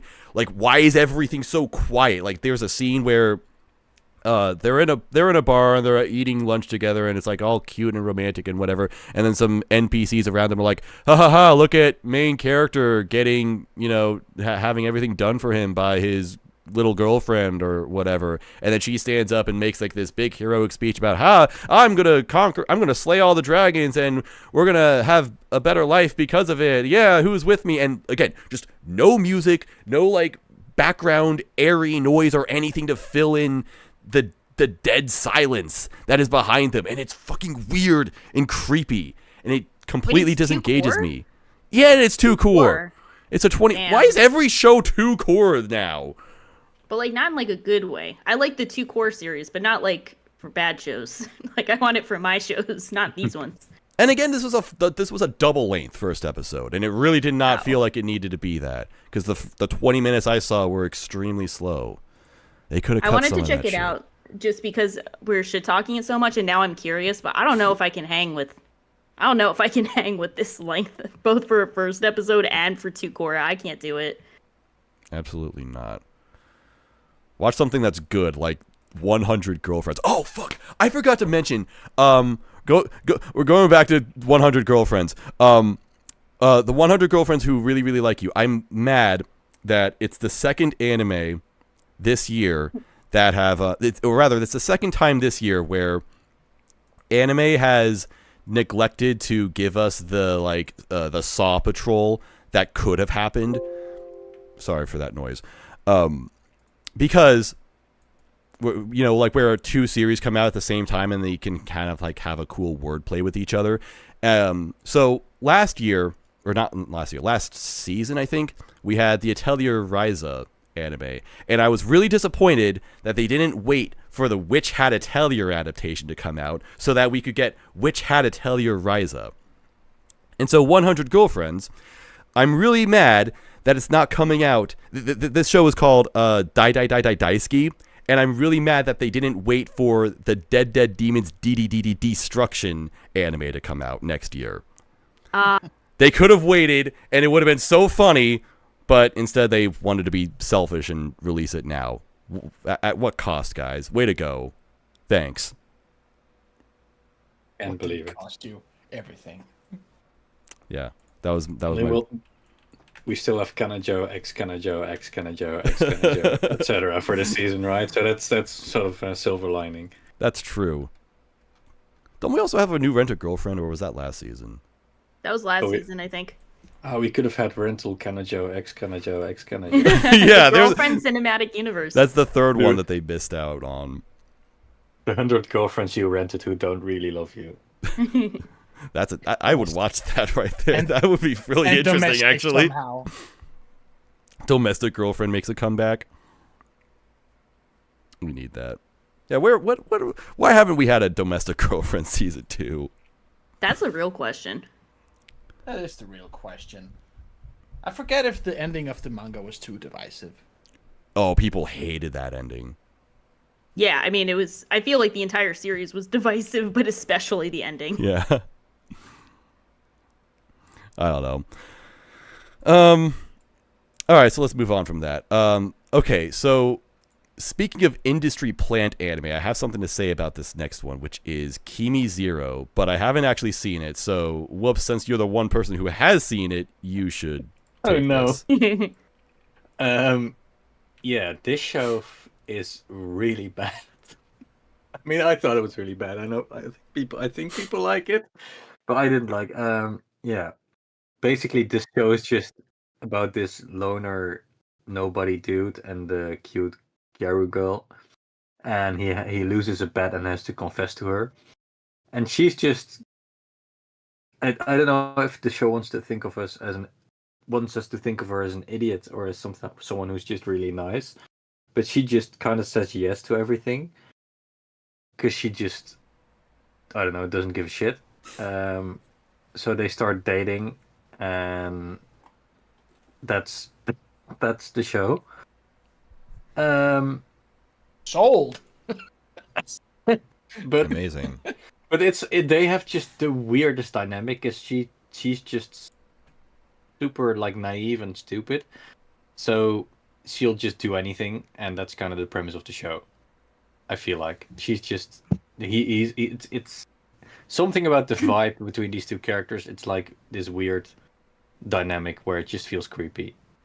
It's like the most wish fulfillment show where she's like the hottest, dumbest girl you could find. Selling it. Yeah. Am I? Good. I mean, it's not like in a tongue in cheek way either. Like Kanajo. It's just weird and kind of creepy in my opinion. So That's I kind of all I have to say. I'm convinced that this is a fake anime or something, or like I said, an industry plant anime, because this anime on my anime list on the seasonal chart, it is the 10th most popular anime. It is more popular than 100 Girlfriends and Shangri-La Frontier, and it has a way lower score than these anime. And you just have to wonder, how did it get that high? Because if you actually look at the source, the light novel, no one's reading it. Like this is not a series that has any amount of hype with the manga, the light novel, or anything.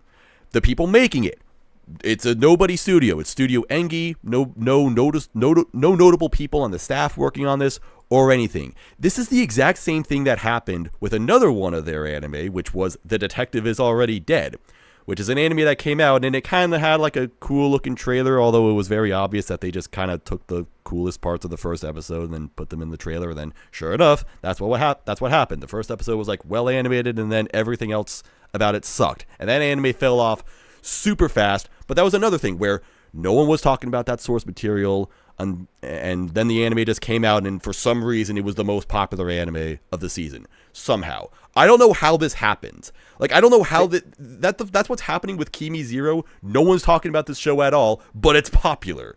Or it wasn't popular, or no one was talking about it before the anime came out, and now it's popular, but for no particular reason. I feel like it's just this weird train that's leaning on each other of like, there's like Shikimori. Shikimori's Just a Cutie, that show, which is also just like the I Have a Hot Girlfriend show. And I think it's just sort of leaning on that popularity, which was kind of kicked off by, I forgot the name, the fucking Marin show. Oh, Dress Up Darling. Well, Yes. Shikimori came after Dress Up Darling, though. Yeah, but that's sort of what I feel. I feel like Dress Up Darling just kind of kicked off this weird streak of hot Gyaro girlfriend. But people didn't appeal. even. The thing is, Shikimori itself was already controversial. That anime was like super shit on by a lot of people. I wouldn't But it say was most pretty- people, but Pretty popular, right? I mean, it was popular. But it was also an anime where lots of people were like, "If you watch this anime, you get no bitches and stack no paper." Yeah, but I saw that constantly.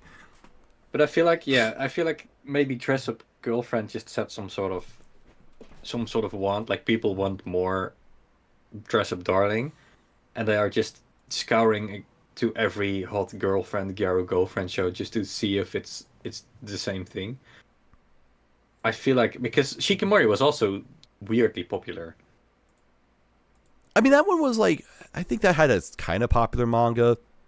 Panic's not. Shikimori, the manga is popular. Yeah, exactly. I was about to say. Okay. I was about to say Panic's not here, but he was reading that manga before it came out. I am here. I did read a lot of it, and then I stopped because it became very much the same over and over Yeah. again. And then I did not like the anime at all for some reason. Like it just didn't click at all. And I feel like this. It kind of fell into. I've talked about it before, like this category of rom-com series that have a really strong premise at first, and then it just loses steam and it can't figure out anything else to do. Nagatoro did the same kind of.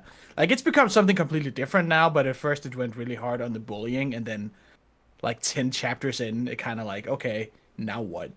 It's the same with Shikimori. It's like, okay, she will do something badass and make a cool face. Okay, great. What else you got? They kind of just stop being interesting after a little bit. Yeah. Yeah. So Shikimori kind of fell off in that regard. It didn't become anything else. Nagatoro is like a completely different manga at this point. I forget what the other ones are. There's other stuff that does this. Yeah. Well, Takagi-san is a great example too, but that's just like adorable, and it just ended. Yay, Takagi-san's finally over. They did it. The Mad Lad did it.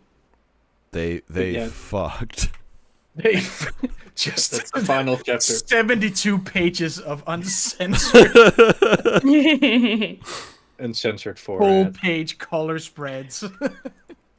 But yeah, essentially the thing with this show is just like she's hella naive, or she's very experienced, but just because she's an idiot, or she's very nice, I guess. And like the thing about the show is like, oh, he's supposedly the first and only person who wouldn't take advantage of that, so he's like framed as the good guy, and because he wouldn't bang her on the first date.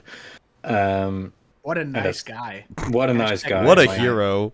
What a hero! We can all learn from him.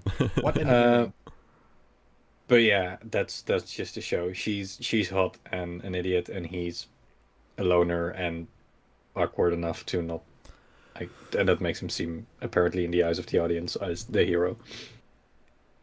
I don't And know. it's kind of nothing else so far in the first episode from what I've seen, and I've dropped it after that. But yeah, that's kind of, I think that's just what the show is.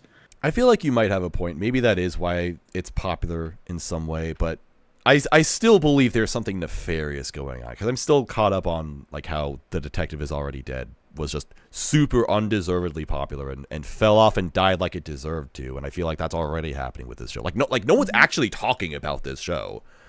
So what do they Yeah. do in the show in Kimizero? Nothing. In the first episode, not that much. Oh, It's just they do him zero in the show. him Yeah. asking her out. It's just him taking a bet and then losing, and then having to ask her out, and then she's like, "Well, sure," because we can always, which is kind of base. She just says, "If I don't like you, I'll find out." Okay. But yeah, and then it's just them walking home together, and her being like, "Wait, didn't you just want to date me? So you wanna, because you wanna I bang me?" see. And then he's I like, see the- "No." See the poster for the show, and it looks I'm not- like dog shit. Yeah, exactly. I wouldn't have It looks terrible just at a glance. But I think people just look at the poster and go, "That looks vaguely like My Dress That Up looks Darling." This looks like an AI. Like you ask ChatGPT to make. ChatGPT Oh my anime. God. That's an industry plant daughter or ChatGPT son anime. Which do you I mean, got? It does feel like you ask ChatGPT, even watching it, asking ChatGPT just like write the most basic wish fulfillment Gyaru girlfriend Right. show. which title do you guys got? I like both of these because they sound ridiculous. Our dating story, the experienced you and the inexperienced me, or you were experienced, I was not. Our dating story. Both He was a skater ridiculous. boy. Like they mean the same thing, but the translations are so funny. I don't know. That's such a funny title. Rom-com soliloquy. Rom-com soliloquy. That's so it. I can't. My But God. yeah, unless you're extremely desperate for like a Gyaru girlfriend self-insert. And you desperate- know I am. I mean, feel free to do so, but don't expect to get anything else out of it. I don't think. Mal just crashed. Yeah, I'm seeing that as well. Great. Awesome. How will we get our information? Exactly. See, I'm telling you, they didn't want. It's because I told them. It's because I told everybody the word truth got about out. Kimizero. Yeah, They're fake taking anime. it down. They're taking it down. No one watched it actually. It's just Yeah, inflated no one is numbers. actually watching it. All the discussion is bots. it's a cover up. Wake up, people! Wake up, sheeple. All right. Anyway. What's next? What else do we got? I have so many things on this fucking notepad file. Okay, next is I should probably just I click. do like the idea of trying to spot the seasonal industry plant. Like Be a what bingo show card. one every season is fake. Doesn't actually exist. Among Us anime edition or whatever. All right, this next one is Spy Family? I'm in love with the Villainess. Oh, I know about this. Again. I haven't seen it yet, but I know Replay likes the show. Oh, shout out to Replay. Shout out to Replay Value, the villainous expert. Oh, that was not what I meant to play. No, that's fitting though. Yeah, you would understand that. Okay. I meant to play the Jeopardy intro. Why does the Kimizero? I'm looking at because Mel works again. I clicked the show poster and it's like there's 10 of them. Why does this show have like 10 posters? It had Because to the be show really has one thing going for it, and that's that the girl is cute, so they have to like capitalize on that. I'm leaning way and way more into this. It's fake thing because they just they made a million illustrations, one for every occasion. Well, like Kimi 10. I don't know. Anyway, so this Villainous show, it's the exact same thing as Hamefura. The Great. end. 10 out of 10. Based. Yeah, so am I the only one who's actually seen this? I think so. Yeah. Oh. I gotta catch up. Oh shit. So which one was this one again? Besides Hamefura. Okay, so this chick is a big fan of an otome game, a visual novel dating sim or whatever, and she really likes the evil character in the girl, the main villain, the lady who's super mean to everybody, specifically the main character. So she gets reincarnated as the main character in this world, and so because she loves the evil chick so much, she's just like constantly getting pushed around by her, but also loving it. So instead of being sad like she should be in the game, she's like, yeah, step on me harder, please. And Just like me for real. that's the show. That's the joke. That's the joke. It's basically, yeah, she just kind of inserts herself into this game and then just trolls the main villain into submission. This sounds like the type of premise to a comedy show that I feel like you have a lot of in a season where you're like, this is probably fun for 2 or 3 episodes, but I don't know how you make a 12-episode series out of this. Yeah, I've only seen 1 episode, like most of the things on this show, and it was all right. I'll watch more of it at some point later. I don't have too much to say about it. It was just like it was just kind of funny watching the villain just do all these generically evil things, and the main character being like, "Oh, thank you," and then her just getting so frustrated about it. She's like, "What the fuck is wrong with this person?" Like it just makes her more mad and want to like do more evil things about her, but it just constantly exacerbates the issue.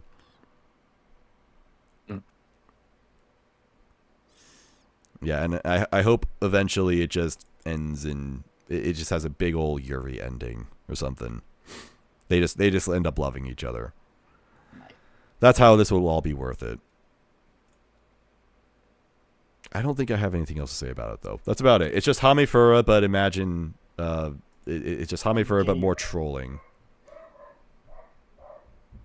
How many Villainess shows does that make now? Because there's been a few, right? Yeah, there's like one every season now. Where there was a rush a year or two ago. And... It's so weird to just see these isekai or fantasy shows who jump on a trend and just everyone has to do it all of a sudden.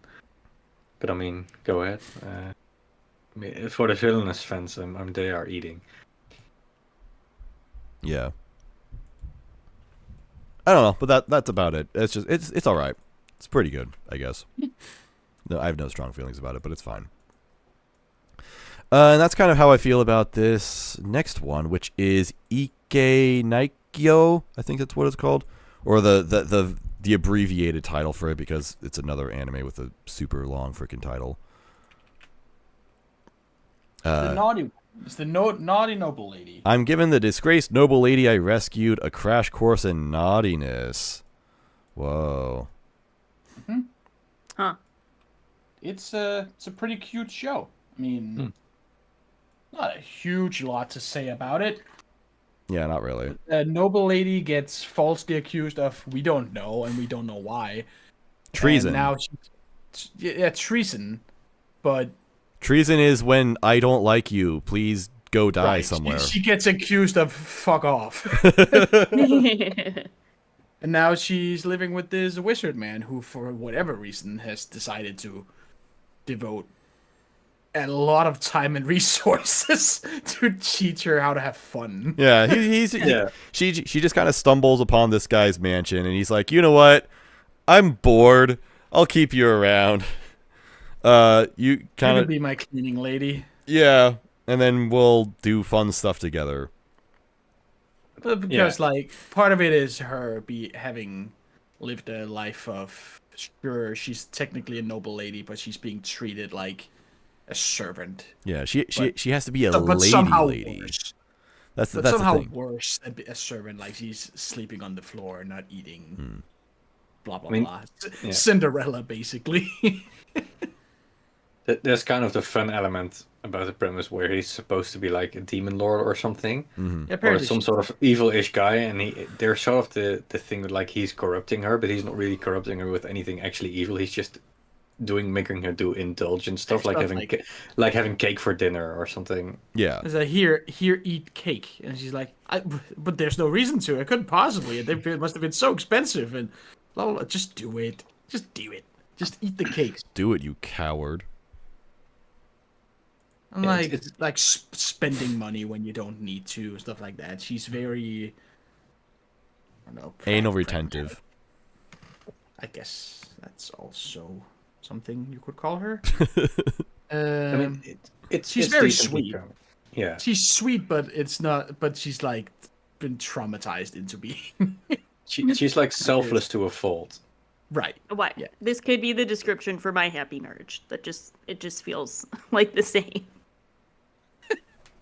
Kind of, but it's pretty nice, I guess. It's comforting. It's chill, and like there's some moments of like she gets attacked by ruffians, and he steps in to protect her, even though he promised not to fight, because that's like the one thing. Fighting is bad. Don't fight. And he has to like make sure she doesn't get kidnapped or like assaulted in the street. So I don't know. It's chill. It's cute. I expect more shenanigans, more violence. I'm guessing he's like insanely powerful for no reason. Probably. And he's the Anos Voldy goat. He really is. You can tell because he's got the Shiori haircut. Shiori haircut. He's got the Dead Mount Deathplay haircut. I haven't seen that. That's also what this guy looks like. His hair is black and white, split down the middle. Which probably because that's the style nowadays. He's truly ambivalent towards both good and evil. Yep, that's it. It's cute. Kind of boring, honestly. Like block A 7 little chat. boring. Just I just don't think there's like I don't know. I guess I'm just kind of annoyed with the girl just constantly be like, oh no, I can't do this. I hope she loosens up later Dies. I hope she dies. on. that would be great. That's the naughtiest thing you can do. Kill yourself. Yeah, there's just like no chemistry between these two characters. I wouldn't say that, but it is. I mean, it is dull, but slice of life. It's not exciting. You know, that doesn't mean it has. But it is sweet. I guess. I'm enjoying it. Well, good for you, buddy. Yeah. Thank you. That's about it. This next one, I'll make this one pretty short. This one is Overtake. It's basically a motorsports anime. If you have absolutely no idea what motorsports are like at all in general, like, did you guys know that you drive cars in motorsports anime? That's kind of like the whole point of it. That might be a big surprise if you haven't heard of something like that before. What kind of cars? Race cars. What? For racing. But I'm not even racist. What? How can I? That sounds racy. This was like one of the first anime I saw, so already my memory of it is shaky, and I just wasn't passionate about it at all. It was just boring. Although funny enough, it's also a crossover with Your Lie in April. Your Lie in April brought us. That anime brought us I Can't Hear the Notes. This anime has I Can't Hear the Pictures. Because the main character is a photographer, but I guess he has some kind of trauma for whatever reason. So whenever he's taking pictures of, like, I don't know, nature, things around him, but he cannot take pictures of people. Whenever he holds up his camera and the lens is in view of a human being, he suddenly has this image of drowning and he becomes paralyzed. So he can't hear the pictures. Okay, I guess that's interesting. Okay. Yeah, and then it's just about this. It's about racing. It's like it's the minor leagues of F1, essentially. So it's like people just getting their feet off the ground, trying to get into more professional racing. So is the protagonist a photographer who's getting into racing, or is he taking photos of racing? He's taking photos of racing. I forgot the context of why he's actually over there. I think he's doing some kind of like a media stuff. Like it's a job for him. Right. Oh, okay. Journalism of sorts. He's doing a media. Yes, he's being a content creator on the internet. That makes sense. It's so funny how we have two racing shows, and I guess I don't know if it counts as racing show, but I think it's supposed to be a racing anime. And there's like the other main character who's like this young. He's like a kid still, but he's the actual race car driver, and he's again like this young quiet kid who I don't know might have something going on with him. He's edgy and all that. And there's a race in the first episode. And the conflict is, like, this kid is racing pretty well, but then everything goes wrong because he blows a tire basically at the last second and crashes. And the reason for this is because the racing team decided to just not use fresh tires, which is, like, an extremely basic fucking thing in a race. Like, that's the point. Did you know that cars use tires to drive? Like this, again, it's like motorsport anime for dummies. If you know literally nothing, they actually say, "Oh, well, we don't have this costs money to do, so we have to talk to other companies to sponsor us." Wow, thank you, anime, for explaining what a sponsorship is. I had no idea until you told me that. It's just kind of boring. But it does look subject matter stuff that doesn't really like expand on the subject matter in an interesting way. Yeah. It's like if you don't know about this already, then I don't think this anime would really interest you in it all that much. And if you do know about it, then you're going to be like, yeah, fucking duh. but at least it looks nice so far. It's by Troika, which is always a studio that does like generally good work. Like I don't think they've ever had a dud. Like it's a studio that did Recreators and Bloom Into You. They do good work. I think it's actually the guy who directed Recreators and some of that stuff. So it looks good. That's about all I can say about it. It's just kind of boring. But I'll keep watching it because I don't know, I have a problem or something.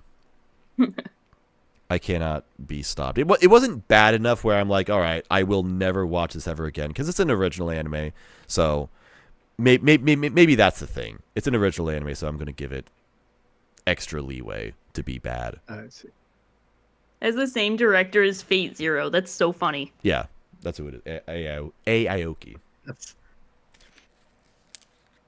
And now he's directing F-Zero. Oh my god. Actually, it's F4. yeah. He went from F0 to F1. Based. So whatever F2 is, we'll get that in a few. years. No, it's actually F4. That's the league. It goes. Wait. Oh. Yeah, it goes F1. F1 is the top one, but there are leagues below it: F2, F3, F4. I mean, in terms of people who don't know anything about car racing, I feel like this is for me because I just thought F1 was like the type of racing was called. Admittedly, I didn't know that either. So Okay. I guess I shouldn't complain too much. So you have learned something from the show. Yeah, this anime is actually really good. Everybody watch Overtake. Fucking boomed him. I just love that it's also between this and MF Ghost, which I haven't seen, but is anime of the season for the title. We have Motherfucking two. Ghost. Motherfucking Ghost. That's actually I've an not initial seen D it. spinoff. Yeah, it's like initial D related. So there's lore, but I'm like, nah, this is the best show of all time. I don't care. Yeah, big anime for. Fucking Ghost. This is a big season for racists.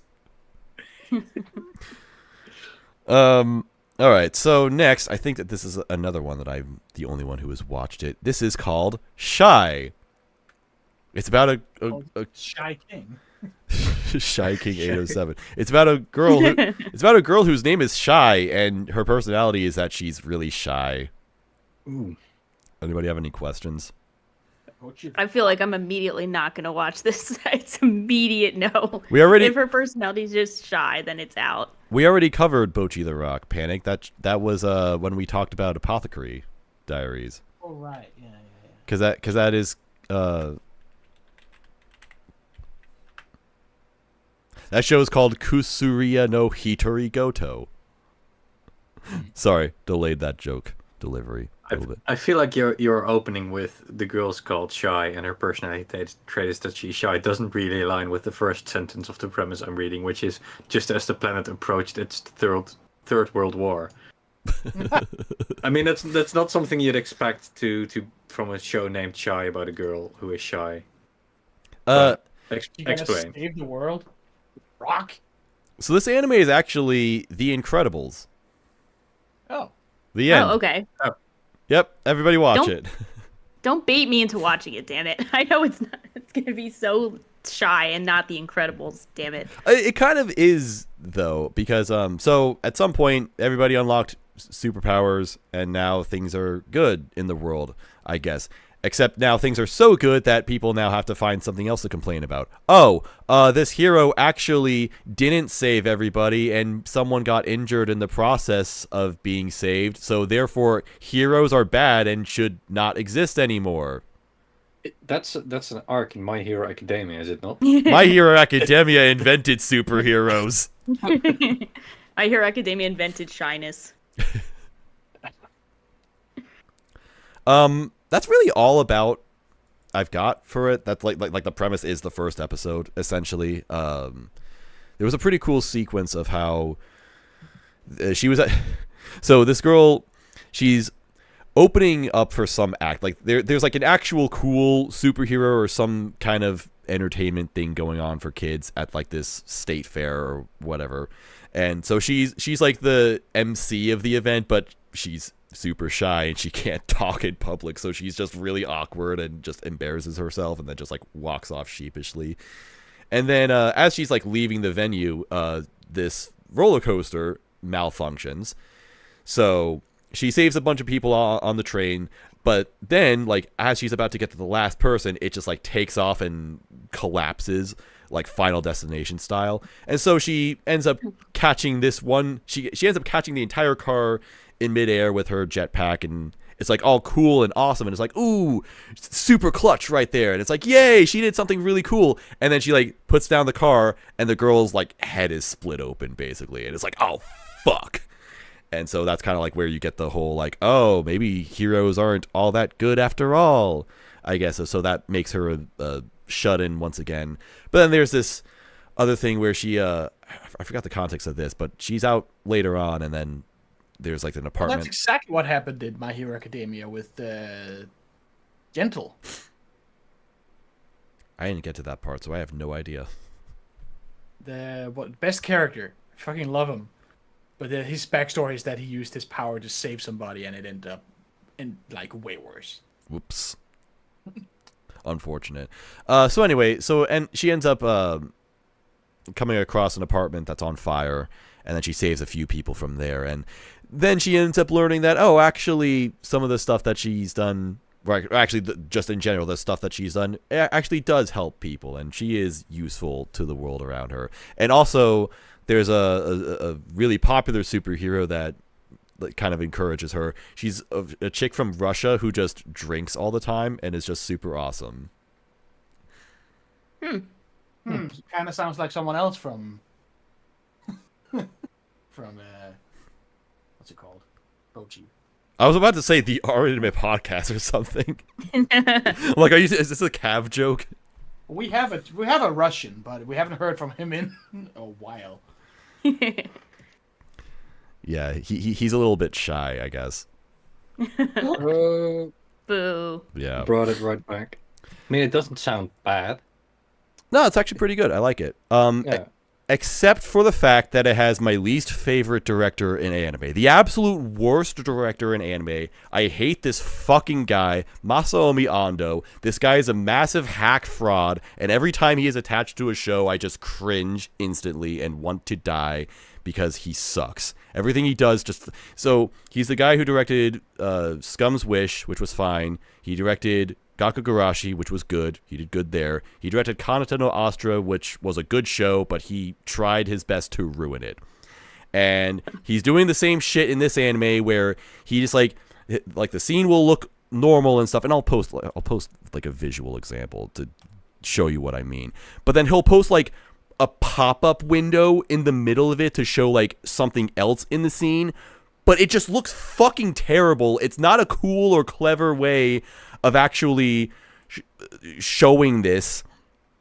It just looks awful, and somehow he gets worse at it. Like, this is the normal thing he does for like all of his stuff, but he just gets worse at it every single time. And this anime in particular, it just looks terrible. It's like, why would you make your show look like this? Like, fucking, where are they? Okay, hang on. I do remember it from Kuzu, where the paneling, right? Like, yeah, like it's manga panels, but on screen. I didn't mind it that much. It was better in Kuzu no Honkai than it was in this show.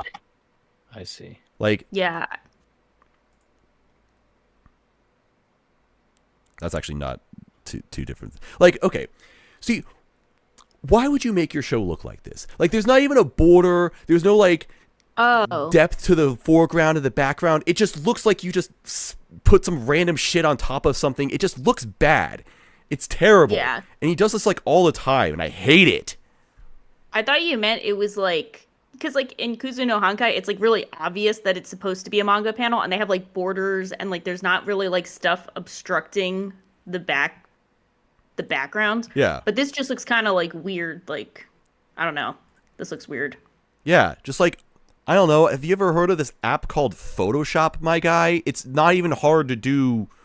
Like, he's done it better in other shows. Not that I appreciate it in those shows, but it just looks terrible in this. Like, the show itself doesn't look bad. The character, it's very colorful. Bless you. It's very colorful, very clean looking. The character designs look nice and all that. The animation is decent. It's just you get these random cut-ins that just look awful and totally take me out of the experience, and I hate it.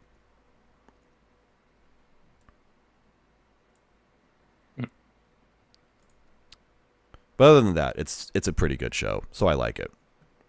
I will begrudgingly watch it. I just wish anime studios would stop hiring this fucking fraud, so that I can stop complaining about him on the internet.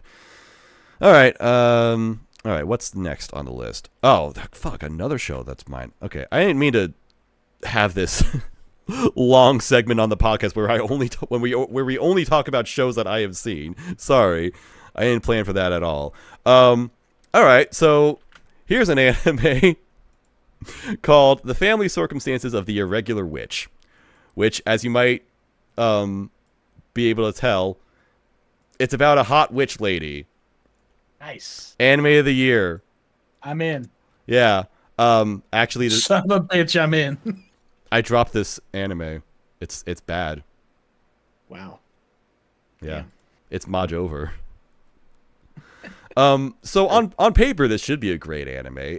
This one like witch lady who's lived for like 300 years, she just finds like some random baby out somewhere, and she's like, okay, I'm gonna raise her as my child now.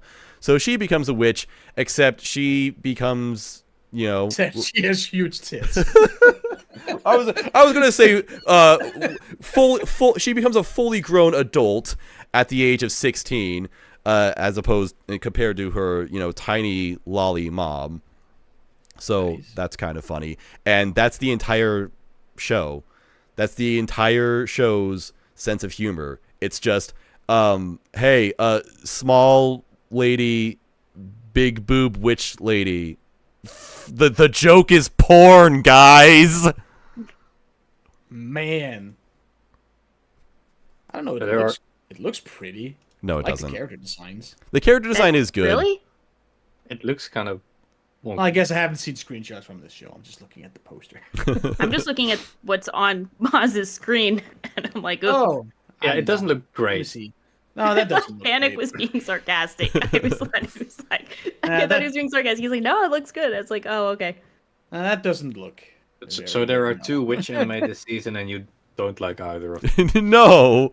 Call it a wash. It's over. It's over. You need to find a new over. thing. No. At least they have a witch hat in this one.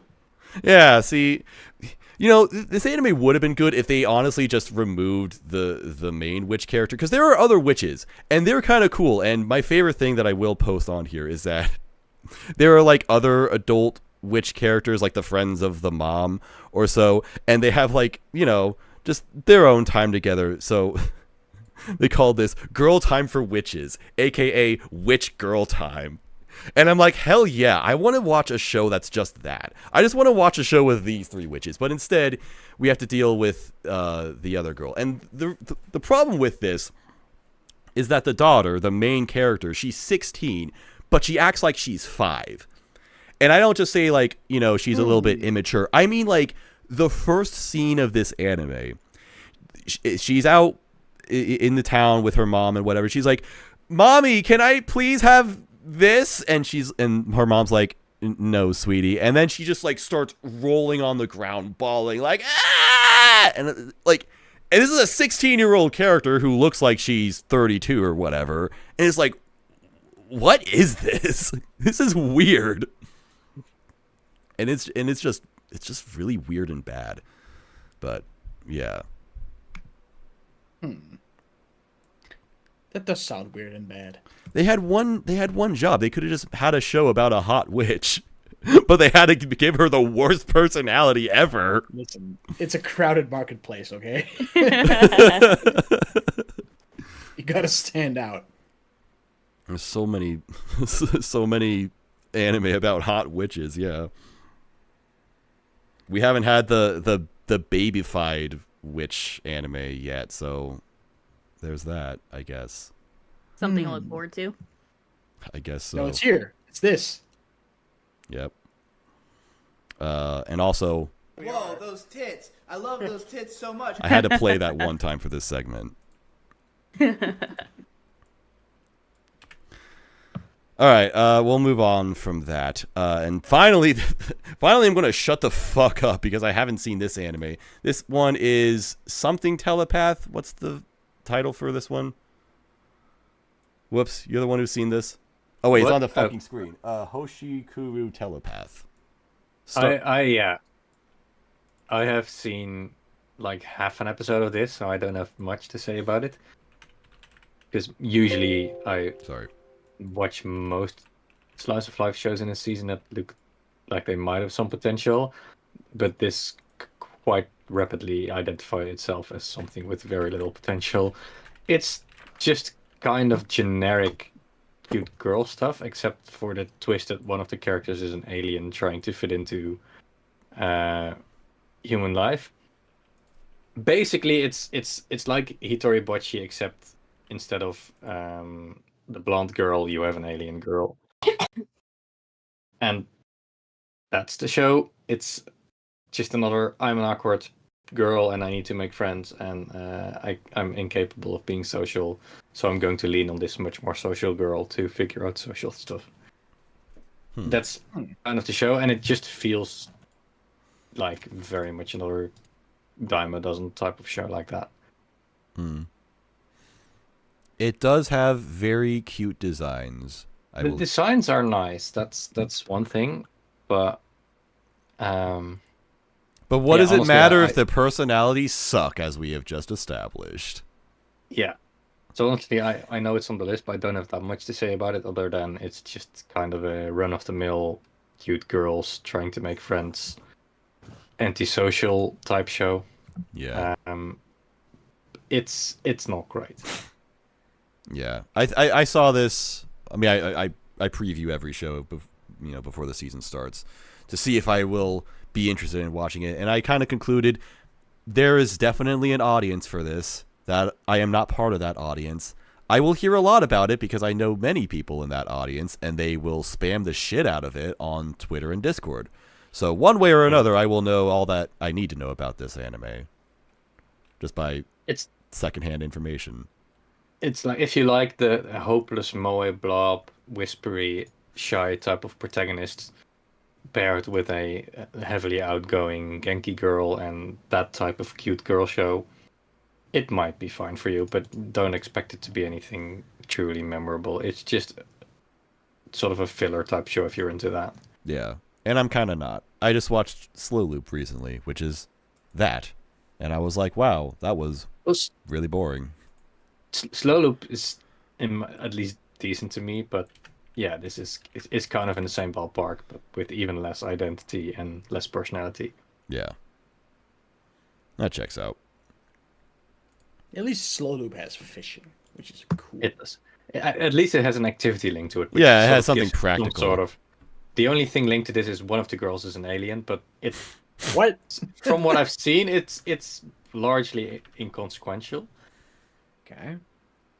I mean, of course, not inconsequential, not inconsequential, but also not transformative to the identity of the show. Oh, is that why she's a telepath? I don't think she even is. The main girl is not a telepath, I don't think. What's the title got to do with anything then? I think the alien probably is, but it just sounds cool, honestly. That's it. I watched 10 minutes of this, like I said, so I don't have the deep cut take on what this show is, other than just its basic premise and the basic personality of the two leads. So yeah, it's probably not worth checking out unless you just have time to spend on watching a mediocre cute girl show. Yeah. You know I do. You do. I do.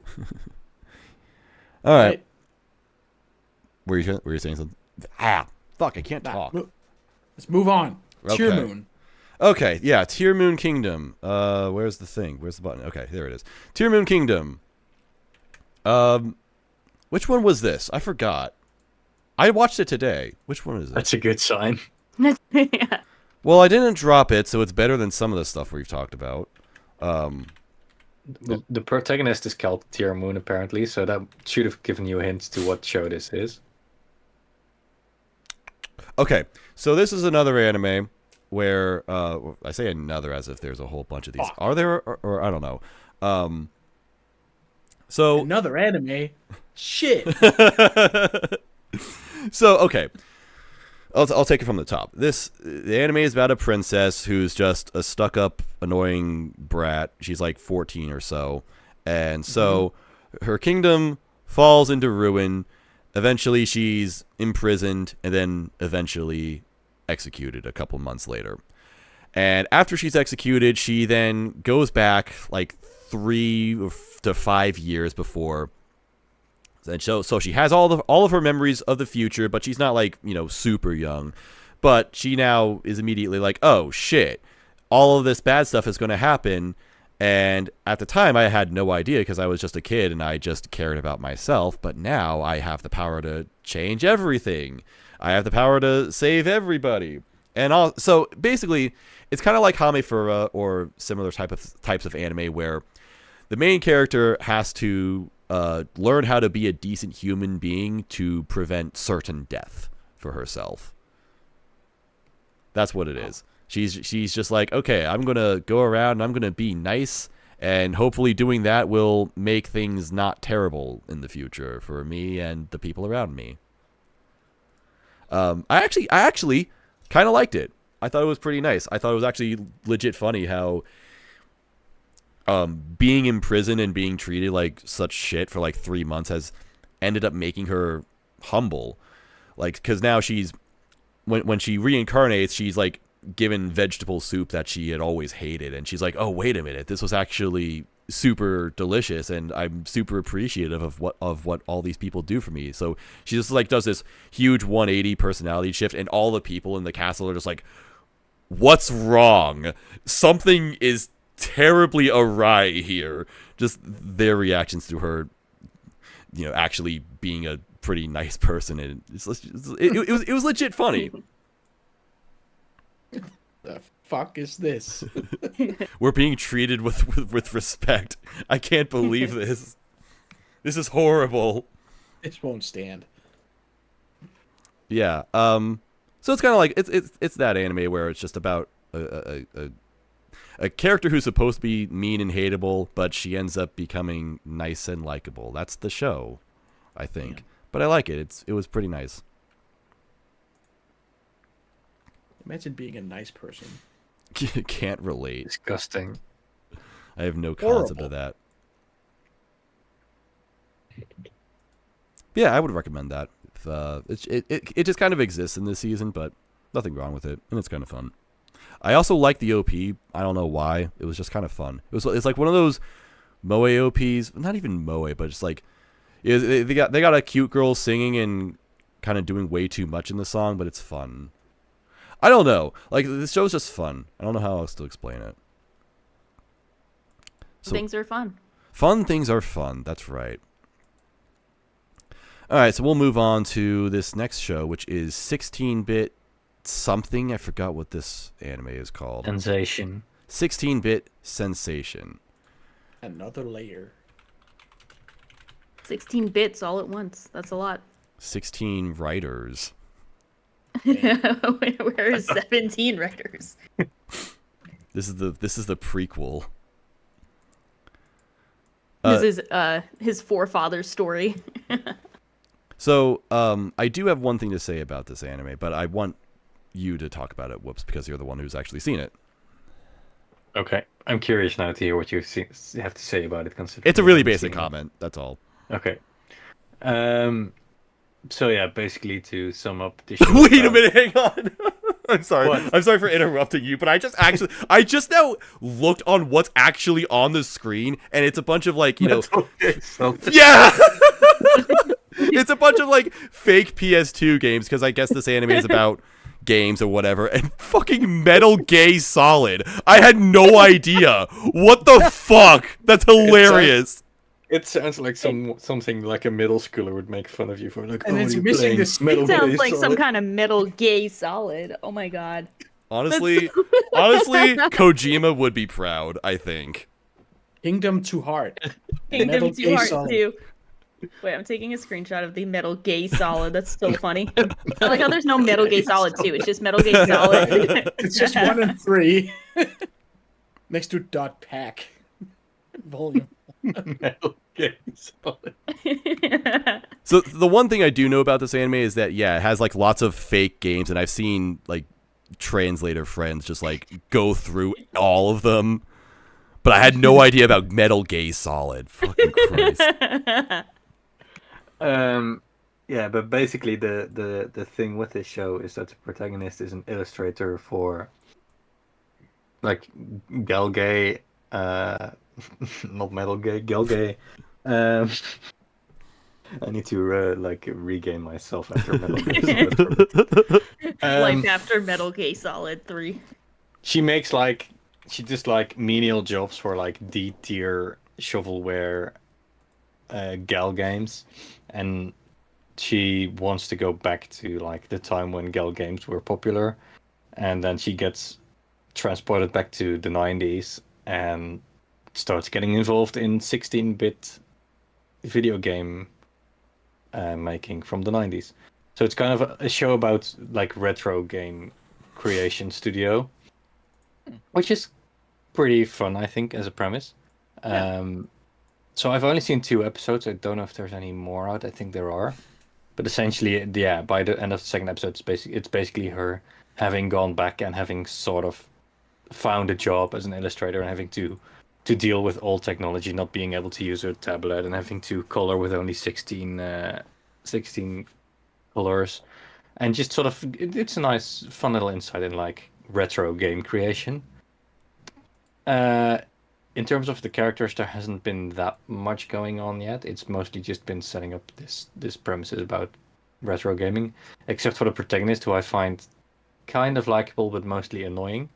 She's like very, I don't know, loud and grating as a character. So that's sort of the biggest downside to the show. But otherwise, it's got some nice, like, we're gonna make a video game together, retro vibes, some 90s aesthetics and stuff like that.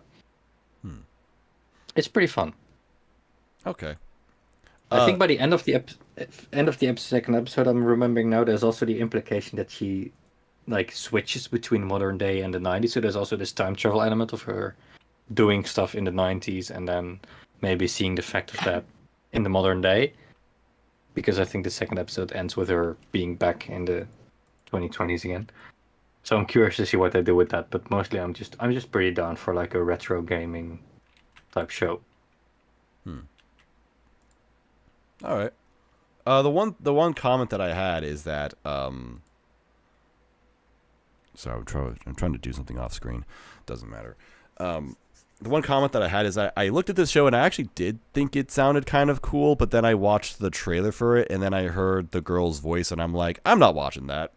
Yeah, that's what I mean by her being kind of annoying. She has a horrible voice. So it's Koga Aoi, the voice of Kaguya, and she's doing like her really whiny Kaguya voice, but like to an insane degree. And I heard like 5 seconds of it, and I'm like, no, I'm not watching a show of this. And it's also like, it's essentially the only voice she has. It's just like she's screaming all the time and crying all the time. So that's definitely quite annoying, which is a shame because the other characters are pretty chill, and it could have had a lot more laid back video game Genshiken types vibes, but instead there's just loud squeaky girl in the middle. But other than that, I do like the just retro gaming studio and 90s vibes. So I think it's worth checking out if you can suffer through the protagonist, then it's probably worth it. I'll watch it with pitch shifted down several octaves. Or I can maybe try the English dub if it's popular enough for that. I don't. This show is not popular at all, but I do have several friends that are watching it. Like quite a few friends that are not only watching it but very enthusiastic about it. So it has a niche. It does feel like something that has a niche. Like there's not many like in-depth retro gaming anime or any, I think, even, or at least not from the perspective of the creator. Yeah, I am sort of. It sort of gives the same vibes as the NHK arc where they make a gal game, or Genshiken where they also have this club of like in the 2000s, where they make their own manga. So it's kind of in that territory, and I do enjoy that. Yeah. Alright, that's cool. But it's Metal Gay Solid is definitely Metal the Gay highlight. Solid, dude. That's the main takeaway. That's the main appeal, just to see that screenshot again. Okay. So this next anime. Hang on, I have to post something on screen. Just give me 1 second. Let me just preface this by saying that we are going to talk about the best anime of all time, I think. I know I say this a lot, okay? But it really surprises me whenever something like this happens. I always feel like I've seen it all. I've gotten everything that I could have ever possibly wanted. And anime continues to humble me yet again. It's happened again. I was already super excited for Dead Mount Death Play coming back this season, which incidentally we're not going to talk about because I haven't finished the first season. LOL. I'm sure it's good. There's kind of a staff change which concerns me, but hopefully it's no big deal. Whatever. Dead Mount Death Play, fucking amazing. However, this anime, we really encountered a special anime right here. An anime that I didn't know that I wanted, but I absolutely needed it, and I'm glad that it exists. It's Mirai Nikki, but if Yoko Taro made it. Okay. Tell us more. That's it. So it's called. This is Kami Arabi God App. It's and it's exactly what it sounds like. It's about, I think, 12 people. I don't actually know if they specified how many people, but I don't know. Some amount of people have some weird kind of power that it's an app on their phones that gives them some kind of power, and then they have to fight each other, and then the winner gets to become God or something. Okay. And I shit you not, Yoko fucking Taro is the guy who made, like, he's listed as the original creator. So basically he, like, I guess made the original story, and then the bulk of it was written by Jin, which is the guy who does Kagero Project. That's kind of like a rabbit hole right there. So, but he's another well-known writer. I've only seen the first episode, unfortunately. I wish I could have seen the second episode in time, because I would kind of like to know more about what the hell is going on in this anime, but it is absolutely wild. Like, he just sort of, like, there's this girl in his school that he just kind of, like, the main character, there's this girl in his school that he's kind of simping for, and he's, like, lying in bed, and he's, like, he randomly gets this, like, what looks like a spam message where it's like, oh, what would you wish for? And then he just kind of, like, randomly thinks like, oh man, wish I could have a night with this one chick. That would be pretty cool. And so the next day he ends up going out with this chick somewhere, and they go into some hideout somewhere. I don't really know what the context is. Lots of stuff happens in this anime that is not very well explained. And then he takes off his pants and starts jacking off in front of her. I forgot about that part. How did you forget about that? What do you mean you forgot? It's been like at least a week since I watched this, and I've watched so much seasonal in between, and I just sort of forgot about that part, because all I remembered is just this being Mirai Nikki but Yoko Taro. But I remember watching that and thinking, like, okay, this is happening. Yeah, I don't know how I forgot about that part. Yeah, and I think the whole point is that it's like an illusion or a dream or something. I don't know, but he ends up having to fight this girl later on, which is awesome, and it's just fucking sick. I don't know, I just love it. Like, I love it. It's badass. It's awesome. It was like a scene that I actually, whatever. I'm talking nonsense at this point. It is CG. And I think that's most of the controversy, because everybody always throws up whenever they see CG anime. I actually think the CG in this anime looks fine. It's not bad CG. Yeah, I think most people hate it, but I think it's I don't know if it's necessarily good, but I think it's passable if nothing else.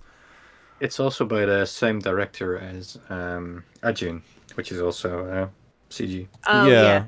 It kind of has that look to it. Yeah, I'll be honest, I don't remember much from the show other than it just kind of being Mirai Nikki. I've only watched the first episode, but I do remember the OP being the most tonally mismatched song, aside from maybe Frieren. Because the OP it sounds like the intro to some sort of like love comedy. It sounds like the Wotakoi OP or something. It just sounds like you're gonna watch something very lighthearted and fun, and there's also like just cuts of the characters being cute, but then it's just fucking Mirai Nikki. Like, I love it. I love the movement. I love like all the crazy like camera. I love the effects. All like the dynamic camera and stuff. The movement's good. I love it. What's not to like about this anime? Why do people not like this anime? They're such fucking cowards. This anime has a 5.12 on my anime list. People are such cowards. That's pretty. It doesn't look bad. It's pretty well directed as well.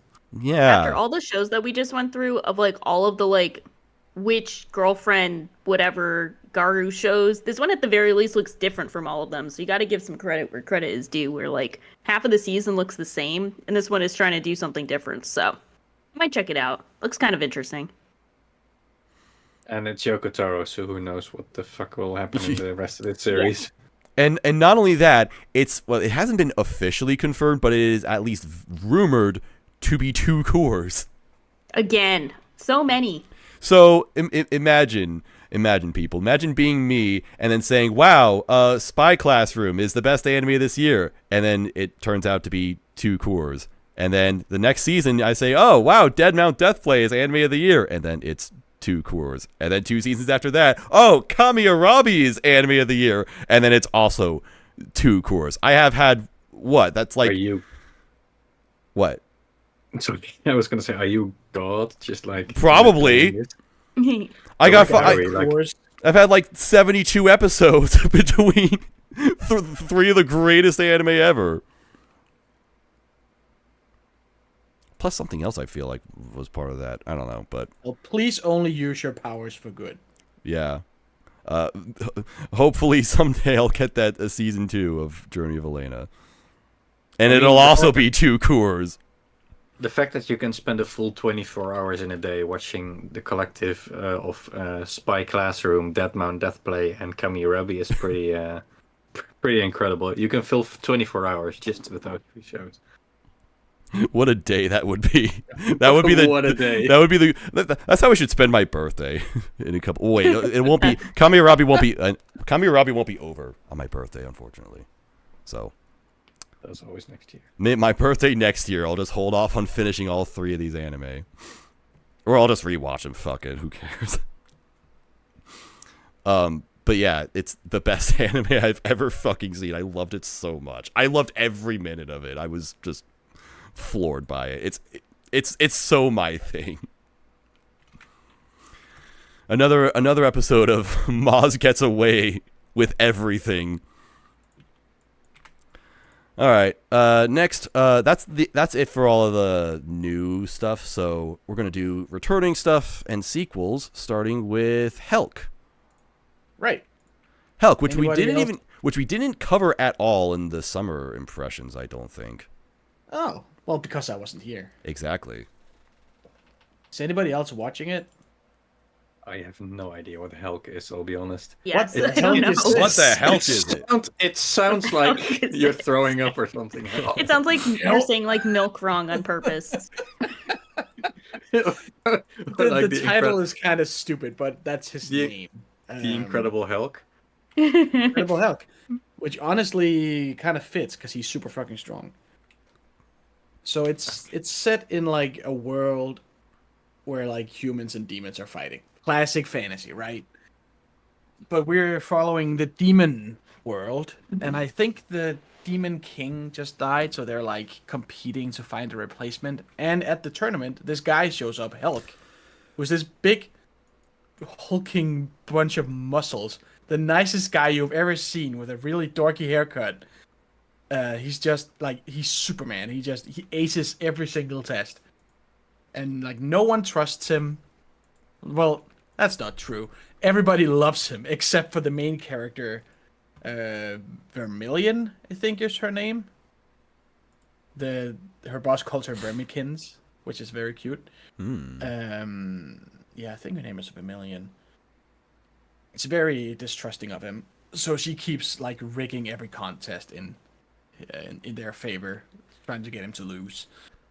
So at first it feels like, okay, this is just gonna be a show where they keep trying to trip this guy up, but no, he just wins everything. And so for the final test, they have to go reconquer a castle that's been taken over by humans, and nobody really understands how the humans did that because demons are supposed to be much stronger.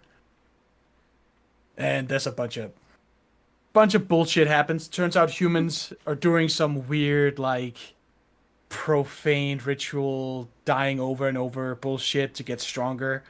Main character at Helk gets transported to another place in the same world, just super far away, and it kind of turns into this romp comedy, a romp-com.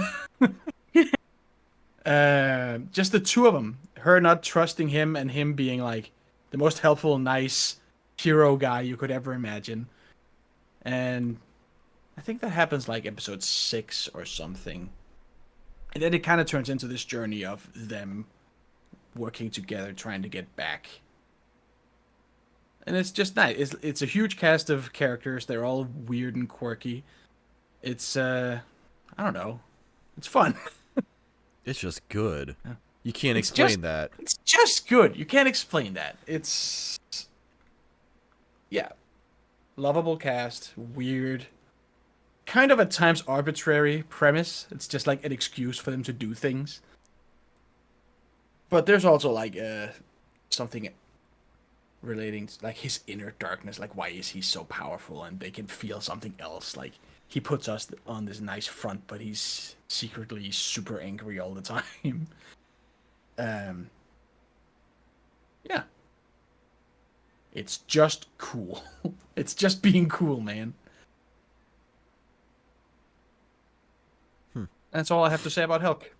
Okay. Beast. Helk, yeah. Okay. That's how you recommend the name show to that other keeps on people. giving. Helk, just say Helk, yeah. Helk yeah. Okay. So it's time to pay some respect to Dr. Stone, because when we talked about it on the spring podcast, the conversation got completely derailed by some weird Mr. Beast fucking nonsense. And for what it's worth, I didn't really care all that much, because Dr. Stone to me it was just a series that existed, and I was like, oh hey, it's season 3, I'm watching it, I acknowledge its existence, and that's cool, so yay, fun. And then I at some point earlier in this year, I thought, all right, I want to watch something, but I don't really want to like engage with anything. Like, I don't want to, make funny posts about it on Twitter. I don't want to like discuss it. I'll just watch something where, I just watch it and then it just kind of goes in one ear and out the other. And I'm like, wow, that was a fun use of my time right there for a couple hours. So I, turned on Dr. Stone thinking that's what it would be, because that's just what Dr. Stone has always been for me. It's just a show that exists. I have fun watching it. I don't think about it too much. I don't get too much out of it, but it's, a nice way to spend my time. And then suddenly the story actually got like legit interesting, and I downed like 6 episodes thinking, wait a minute, has Dr. Stone always been this fun? Like, this was actually really nice. And so, yeah, I finished the first half of this season. It's like the only show I've finished so far this year, and I'm like, okay, yeah, Dr. Stone is like a quality series now. I don't know. I mean, it's always had a good formula. Like I said, it's always been a nice show to watch because there's always little tasks that the characters are doing, and then they build and culminate in a large task that seems impossible at first, but it's like nice seeing all this progress come together. But now, this season actually added a really interesting story because they end up encountering this other civilization that has a power to turn people back into stone. So it's like, oh shit, that's crazy. How did that happen? So it's like, so suddenly for the first time ever, not only is there are there like new characters in this series, but there's also like actual stakes and consequences to this, and it's really interesting seeing all this happen. So yeah, I don't know. Suddenly Dr. Stone has gone from like a thoughtless, mindless series that I just kind of brainlessly enjoy to something that I'm like enthusiastic about. Like, I want to watch this now. Like, ooh, I'm excited to see more of this. And it's really fun.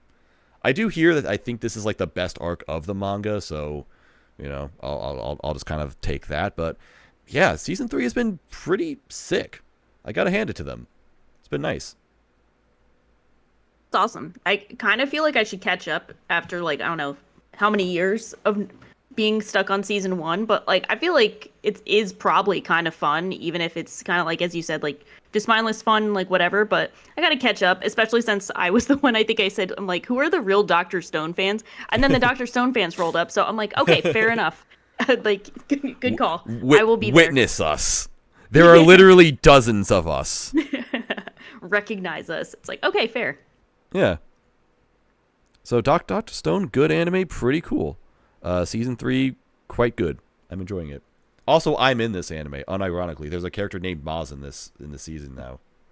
You've finally been seen. Yep. Isn't he named Mosu? Wasn't it changed? Somewhat, but I'm still. We don't talk about that. It still counts. I still have this. I changed my Twitter banner to a screen cap from the first half of the season where he's still just called MOZ. And it says, Maz is already so powerful that he's never cautious about anything. I'm like, this has big me energy right there. I'm keeping this. So thanks, Dr. Stone, for representing me. Finally, an anime that is listening to my interests. I don't get that enough in my life. I've only had 3 Mazcore anime that are 2 cores this year. And definitely not including this one. Wait, this is not the right slide. I had the order wrong. Okay, whatever. Girlfriend, that's what I was talking about. I wrote down Uma Musume, but that's not what this screen is. So, Panic, talk about girlfriend. I mean, what's there to say? One guy, many girlfriends. How many girlfriends, though? Well, 2 for now, but Weak. I feel like a third is around the corner. Well, he hasn't been blessed by the god of Riz. So it's girlfriend. Just wait till you get to the end, buddy. Oh no. Too many girlfriends, not enough time. Right. So this one guy, whatever the fuck his name is, he's bland as hell. He's very bland and very stupid. But for some reason, he gets a girlfriend like right away. He has a girlfriend start of season 1. Then a second one confesses to him for some reason. Sir, a second girlfriend has just confessed to the main character. The second girlfriend has hit. has hit the MC. Yeah.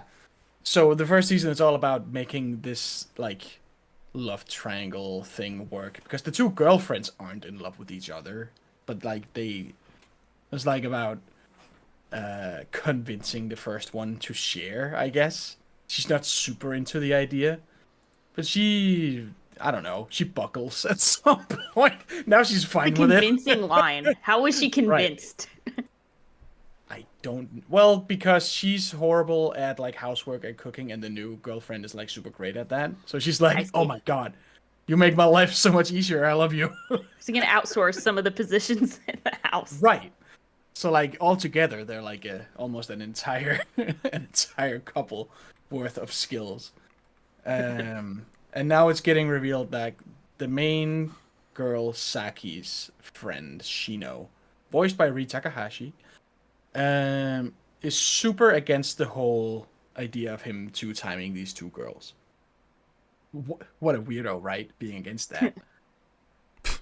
Obviously, she's the one in the wrong.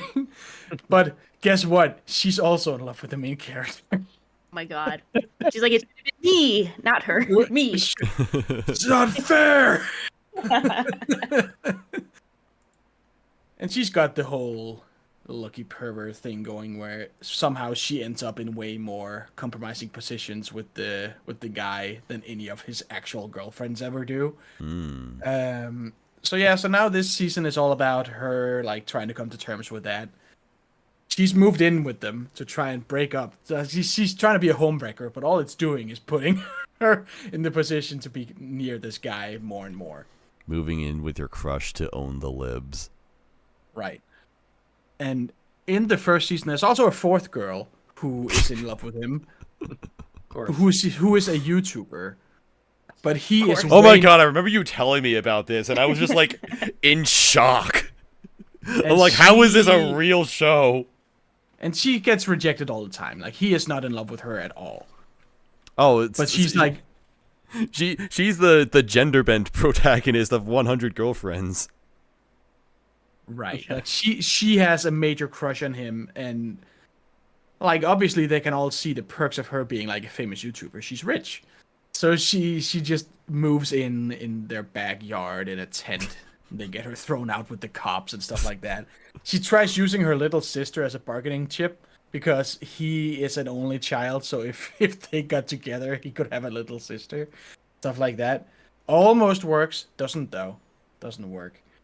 So yeah, this one guy living with his two girlfriends. Now his soon-to-be third girlfriend, and the fourth one is furiously trying to get his attention at all times.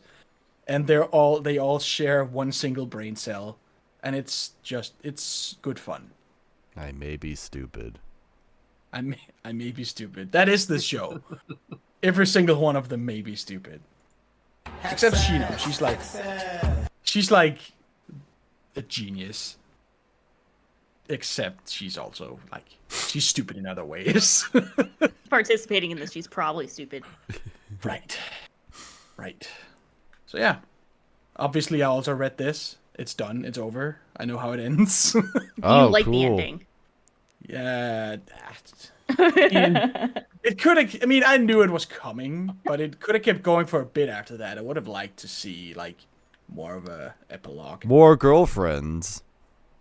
Well, not more girlfriends, but more of him just like living together after all the drama. There wasn't like a lot of closure. It just ended. Sad. Sad. I mean, isn't that kind of what you describe? But it's like subscribe to.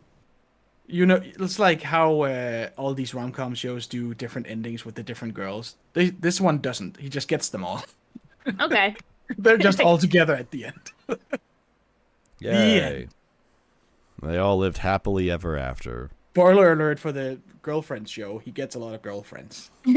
Incredible. But does he not get? He doesn't get 100 girlfriends, so. Not I'll a explain for a second. Yeah. This show has been power scaled out. But he also doesn't use cheats. He doesn't talk to God about it. Well, So He rises them up on his own. don't hate the player, hate the game. I don't know. That's his fault. It's his fault. Yeah, I don't know. Girlfriend's armory's going too hard. To be fair, he never looked for the 3 other girlfriends. He already had one, and the 3 others just came along. as happens. So rude. As you do. So As one inconvenient. does. So inconvenient. All right. Well, now we've got to talk about your favorite anime of all time. It's back on the menu, boys. I didn't even know there was a 3rd season of this shit coming. I'm so happy. Uma Musume. True fan. Uma Musume 3. Well, there was also like a short, I think 3 or 4 episode miniseries this year. So I was like, already? More? This is my year. Yeah. More Uma Musume. New main character, as is tradition.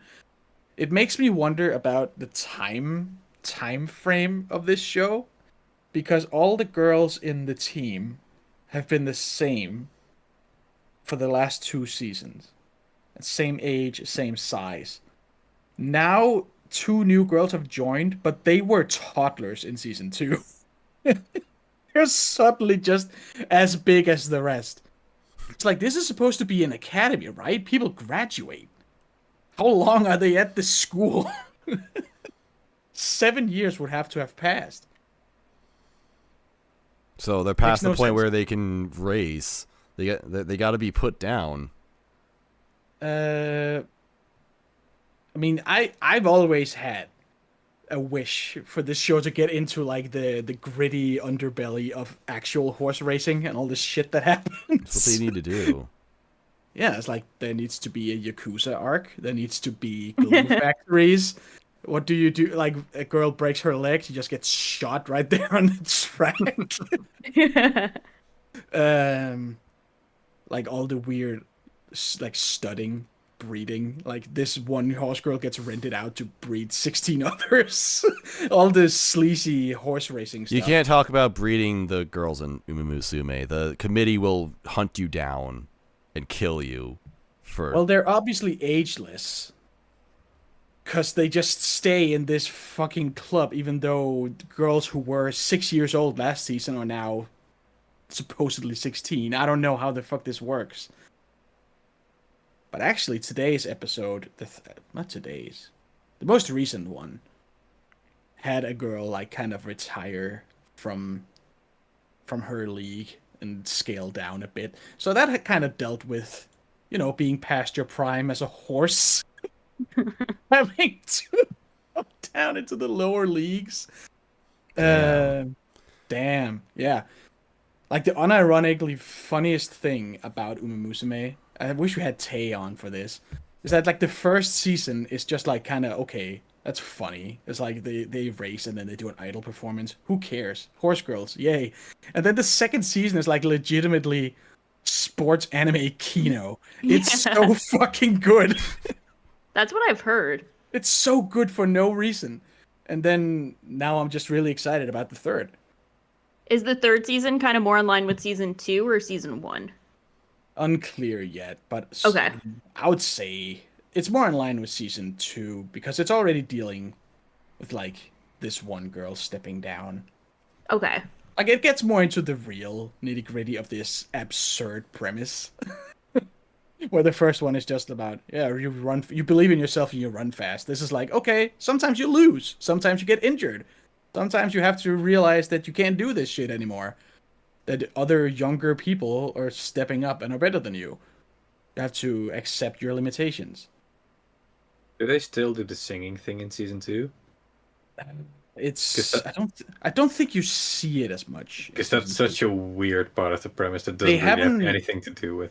They haven't done it yet in season 3. But it is like What's the point? the winner of the race has to do an idol performance. That was much more of a Okay. part of season 1, I wish they did that with real sports. right? It's like the fucking the Patriots have to go Tom up Brady and doing a Tom performance Brady after every has to Super Bowl. go up and perform some BTS stuff. That'd be funny. That's actually I could see extremely relevant in football right now because the Chiefs just won the Super Bowl and now their second most popular player is dating Taylor Swift. Yes, hell yeah. Pretty based. But yeah, that should be a thing in sports because you all need to wind down afterwards, right? Yeah. It's like all the adrenaline and then a live show. It's great. But yeah, Umemusume is fucking great. Season 2 is unironically really, really, really good. And how many times does this series have to outsell all your favorites by in a magnitude of like 100 for people to start respecting it? Great steal, thank you. Thank you for the greatest gaslighting campaign the world has ever seen. That's what No, this anime is. it's not gaslighting if it's true. This is Season- like One Piece logic. Season 2 is actually really good. I do believe you, but I do think the One Piece logic is funny. For What like is- my series outsells your series, therefore good. Oh, yeah, I do think that is a hilarious part of the It is. War too. Is that it sells like gangbusters, but it's because they put like tickets in it for the game. Yeah, that's smart. They put in coupons that you can use. It's clever. It's smart. Maybe your favorite series should consider something similar. Maybe it should do a mobile phone crossover with Stranger Things. Spell. Uma Musume, Stranger Things. Oh my Or- god. Or you should be like, my favorite is outselling your favorite with tickets. Your favorite is doing a Stranger Things crossover. We are not the same. We are not the same. Okay, I would actually have some respect for it if it did that. God, what would Uma Musume crossover with that would be really like fitting? You know Is what? there, like a Sea Netflix show about Biscuit. racing? Does it need to be fitting? I think we've established that it doesn't need to be fitting. That's Considering Yeah. You know That what would it? fit. You know what it should cross over with? Goblin Slayer. horse. Like, But Mars, they have nothing in common. It doesn't matter. Like they're so different that Uma Musume looks great and Goblin Slayer now looks shit. Looks like garbage. Yeah. What the fuck happened to Goblin Slayer?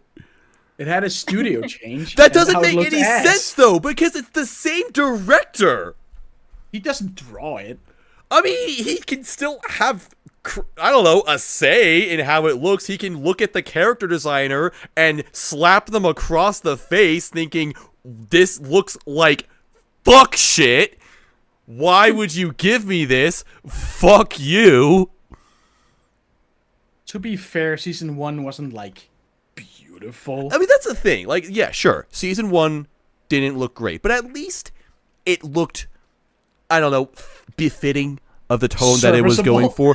I mean, look, like, sure, it was like a normal kind of crappy looking anime, but it looked dark-ish. It looked dirty-ish, and that's what the series is all about. It's a gritty adventure series. It's a very dark adventure series. So I felt like it, you know, understood the assignment at the very least. This anime is like bright and colorful and very fan servicey all of a sudden, which again, I mean, Goblin Slayer, sure, it had some fan service in the past, but why did they make the priestess's boobs bigger? Did they really need to do that? What was the fucking point of that? In a series where we have all-time best character Cowgirl, do you really need more characters with I mean, tits? even Needs more cowgirl. the thing is with Cowgirl, like sure, the name was funny, the character design was kind of funny, I guess, but like the first scene you get with her, like immediately they just like camera just immediately just goes right to her tits. They're like bouncing and jiggling even though she's wearing overalls, so it doesn't make any fucking sense. It's not well animated, so it doesn't even look good. It just looks stupid. They kind of bounce sideways. They in a bounce way like that out of makes the sense. outfit. It doesn't make sense. But It's that's why fucking we appreciate stupid. Cowgirl and all she does for the industry. Anyway, great show. Watch Goblin Slayer. I mean, it's still Goblin Slayer, but I don't know. It just feels like it's cursed. I look at it and I'm like, this is not my Goblin Slayer. What did they do to my baby? I mean, I didn't even like it. You're saying your that grandpa's Goblin Slayer. It really, like, the thing is, it's not even just about how it looks, but like how it feels, and not just because of how it looks, but like this season they introduced this adventurer kid who thinks he's, you know, got the biggest dick ever, but he's like, oh, I'm gonna be a cool adventurer. Oh, you're just slaying goblins? That's some baby shit. I could fucking do that. Pfft, get the fuck out of here. And so It's kind of a funny D&D meta thing, because we all know the show is Yeah. heavily influenced by D&D. He is the wizard who knows Fireball. Yeah. That is all he knows how to do. so he thinks he's super cool. So anyway, they're like, okay, why don't you come join the Goblin Slayer party? We'll and you know, come slay goblins with us since you're so good at it. And so he's like, all right, sure, challenge accepted. And then he does everything wrong. And this series has established many times before that if you do things wrong, you get fucked up as a result. And what happens to this kid after he does everything wrong? He gets away with it. Nothing happens to it. There's no consequence. Yeah, why didn't he literally get gang raped by 12 goblins? That's not what I came to Goblin Slayer for, okay? This But is isn't bullshit. But he's with adventurers who know what to do. It doesn't matter. He should have died because I hate this character and he It sucked. does matter. Like, the entire reason the party got wiped in episode 1 was because everybody was a newbie. No one knew what the fuck they were Exactly, doing. and that's why it's cool. That's why it was a good show. This time he goes in and, like, the whole thing is that the priestess has to try and be a leader because she's not getting, even though she goes on a lot of quests with high-ranking adventurers, she's not getting promoted because she doesn't, like, take enough initiative or whatever. Which So is she has to be a fine. leader. So she's showing off what she's learned from Mr. Slayer. Yeah. And that's why this kid doesn't get killed. But no, he should have been killed because of that. It would have really highlighted the inexperience that Priestess has. But she doesn't have. She's been with Goblin Slayer for a long time. Yeah, but that doesn't mean that she would be able to protect this kid. And this kid did everything wrong. He had there were 20 opportunities for him to get killed and deaded. I'm sorry they didn't kill the character you hate. Yeah, I'm sorry too. We can't all get what we want. Carbaggio! That's how I feel about this season. This is not my Goblin Slayer. I wasn't even that enthusiastic about the series in the first place, but I'm just watching this second season. I was kind of wondering, when the fuck did Bob become into Goblin Slayer? I didn't. That's just how much Where's worse this this season is.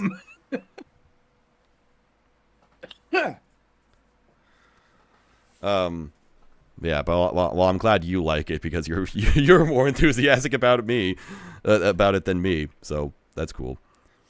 All right, now I'm a simple guy. Any fantasy setting, I'm there. Actually, the one thing I do like about this season that I will give it credit for, and this has nothing to do with really anything, but I do like how Goblin Slayer has been given more respect from his peers. Like in season 1, you would see I love Goblin Slayer's placement in the world. I think that's the coolest thing about this series. Right. And so everybody around him would be like, "Oh, that's Goblin Slayer. He's just some fucking weirdo who just kills goblins. Like what a loser. What a low-life idiot." And it was really endearing in season 1 where you'd get receptionist waifu, best character. She'd be like, what you're doing is a really important thing. It is a job that needs to be done, and nobody wants to do it. And that's why you, Mr. Goblin Slayer, you're a really great guy for doing what you do. And now you see the same people in this season like, oh, that's Goblin Slayer. Yeah, he's just doing his thing. Yo, Goblin Slayer. He was just always this weird urban legend. He's like the weird guy in town. Yeah. Nobody talks to him. He doesn't talk to anyone on his own. But now, in season 2, you got people like, "Hey, Goblin Slayer, what you doing?" He's like, "Hey, Mr. Slayer, I'm gonna be slaying goblins." Like, all right, buddy, you go do that. What a guy! What was the screenshot I posted? This is something. What are you doing? Slaying goblins? It's like, what the fuck do you think? Why do they call you that? So I like that. So that was cool to see. But all right, last show for this discussion for this podcast is none other than Spy X Family, or as some people would say, Spy Family. Nah, the X has to be there. Whoops, how do you pronounce this title? Ask Elon Musk. I've been coaxed into saying Spy Family, but I feel like it should be Spy X Family. Your intuition Letters is correct. have sounds. Letters have meaning. They put it there on purpose. Unfortunately, the Hunter x Hunter training has convinced me to be a Spy Family person and ignore all X's, so. Disappointing. It is. Spy Family just sounds less nice. Yeah. It sounds more dull. Yeah, that's true. I haven't changed my nickname on Discord since the first Spy Family came out, so I've just been rocking this, and now it's come around full circle, so now I can still be Shaw Family. So Shaw X Family. Well. Yeah, but now Ideally, that's Shaw X Family 2. Shaw Family 2, yeah. This opening is really cool, and I like that Yuasa just hopped on to be like, yeah, I'm going to just make a really cool opening for Spy Family. It's great. Yeah, this OP was like the Avengers, not just with Yuasa directing it, but then they got Ado to sing it, and the song was written by the Seatbelts and Yoko Kanno. Wow. I think. That's dope. It's like insane. Like so many high profile people collaborated on this. And Yeah. also, Yuasa hasn't done anything for like a year. So Yeah. just him popping in and being like, I'm just gonna direct the best OP of the year for a very popular show. It's Don't mind me. Magical Yeah, Destroy still clears. I think it's interesting to see, like, I think also kind of personified, like, with this opening, it's so, like, whimsical and fun with, like, the tea, like Lloyd trying to pour the tea while they're, like, on a plane in the sky and, like, getting, losing track of it. I don't know, it's water, so, like, how do you keep track of it? But, Yeah. and then Yor catches it. It kind of gives me, like, I don't know. It kind of is like a Looney Tunes kind of vibe. It's like questioning physics and stuff. And I feel like that also just kind of captures the appeal of Spy Family in general. Because I see a lot of people complaining about like, no, like there's no character development. Why aren't they serious? Like why isn't it gotten super duper spurious, whatever. And I view Spy Family as kind of like a true episodic Saturday morning cartoon. Like we got the premise. They're going to do the stuff. They're going to do some spying, and the family's going to be involved somehow. Like, that's kind of how I see it. So I feel like the opening fits the whole vibe of the series, which I enjoy because I like the basic format. I do want, like, some development later on, but I'm cool with this being, like, the go-to formula for the series for the time being. Yeah, I agree with you. I mean, I mostly just want development for Yor and Lloyd because I think they're just kind of one-dimensional characters. Mm-hmm. But I can live off of Anya content forever. Anya is good. Anya. Yeah, I do miss more focus on the adults. And I mean that's what the second season so far kind of. It's just more Spy Family, which is fine because it's Spy Family. But it's not like a transformative anything new in this season. But it still works because Spy Family is good. Yeah. I am hopeful that we will possibly get the best arc this season. So I will hope we get to that. And because I read the manga and I think everyone at some point got to the same kind of takeaway of like, we want more of like what everyone else is mentioning. And that's kind of where everyone left off at the end of like season 1, part 2, whatever. Mm-hmm. So I do think one of the arcs will kind of fix that to a certain degree for people, which will hopefully be dope. So I'm excited. Trying to be vague and not spoil the comedy show. I just want more of the Headmaster because he's my favorite character. To be honest. He's funny. I love him. I think in general the school part I probably prefer over most of the family part again because Yor and Lloyd are for a main character somewhat lacking. So if there's more going on with them and more development in that part, that does sound like a good direction. Yeah, I'm definitely one of those people who's been asking for more development, and I fell off with the manga. I kept up with the manga weekly or bi-weekly or however it's released for like its first year or two, but then I'm like, it's kind of the same thing over and over again. I'm done. So I didn't get to this good arc that apparently exists later on. So I'm excited. I've forgotten what the good arc is that apparently exists later on. Did you read it or did you I have, just not? Yeah. Okay, because I'll message it to you, but I won't. But I don't want to spoil you if I'm like, this is the arc, and you're like, oh, I didn't get to that. No, I'm caught up. Okay, because I've been letting the manga chapters kind of build because I think it's also better to binge than yeah. weekly. Yeah, I think that arc is the one that's people are gonna like that. So we will see. All right, that's pretty cool. Yeah, I'm it's cool that Spy Family is good. It's cool that it's just good. Yeah. Cool that it I was trying to say exists something and else, is but fun. yeah. It's just steady, yeah. Yeah, they're making a lot of it too. Like I'm actually kind of surprised that they came out with season 2 like so soon. Like it's only been a year since the first one, and they've got a movie. They've got an anime original movie coming out this season. Damn. And it's a series that can really work with that. I think I don't know if this is accurate, but I think it is accurate actually because Yuasa posted something similar. I view Spy Family as like the new age Lupin franchise where you could just have like the basic premise, have them do shit. It doesn't even need to be like organic to the manga, but you could just do that and set them in different situations and it works. And Yuasa drew Lloyd as Lupin, which confirms my headcanon that this is Lupin. So Wow, thank you, Yuasa. I totally missed all of this. Yeah, let me find the tweet. I was like, yes, I've been vindicated. I'm gonna find it, but yeah, Yuasa told me, so it came to me in a dream. We know that you're close friends with Yuasa, so I trust you. Thank you. Yeah, we're on a first name basis, which I'm not using his first name, but we're on a first name basis. John Yuasa. All right, well, that's it for that, and that's it for all the stuff we have to talk about. We talked about every anime that exists ever. How you feeling, everybody? And Like Feeling it's alive. been over 3 hours. And- Wow. I'm feeling unlucky. And now that happened. oh also. no. Well, Yeah. Keep I your started powers in coughing a check. lot during this from like either my cold drink or I caught Maz's cold over the internet. So That's here comes right. the unluck. you've been diagnosed with whatever the fuck I have.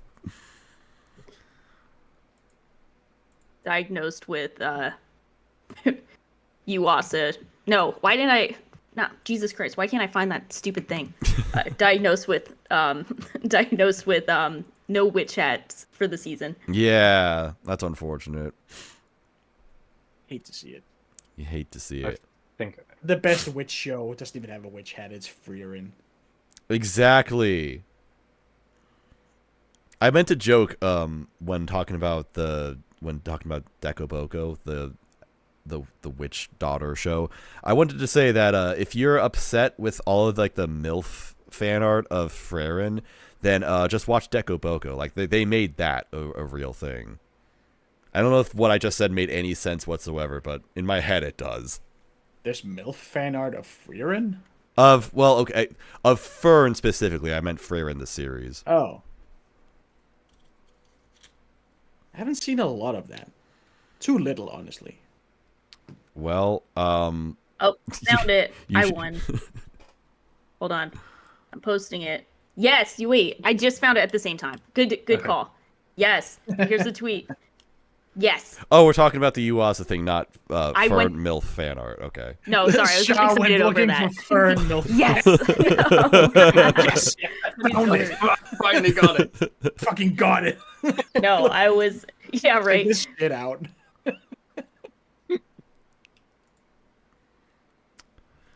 No, That's I was all just happy to fine. find that. But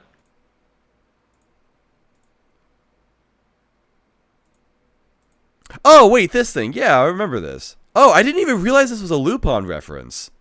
yeah, that's why I was like. Oh. I'm so dumb. It's a Lupin. I'm so happy. Hell yeah. Thank you, Yuasa. Okay, cool. I thought the 3 meant something else, and I was wondering why. I remember seeing this because I retweeted it when it was first posted, and I took some other meaning from it. But that's cool. So, it's based. It is based. All right. So what are all our anime of the seasons? What do we got? Frieren. Easy. Frieren for you. Whoops. What about you?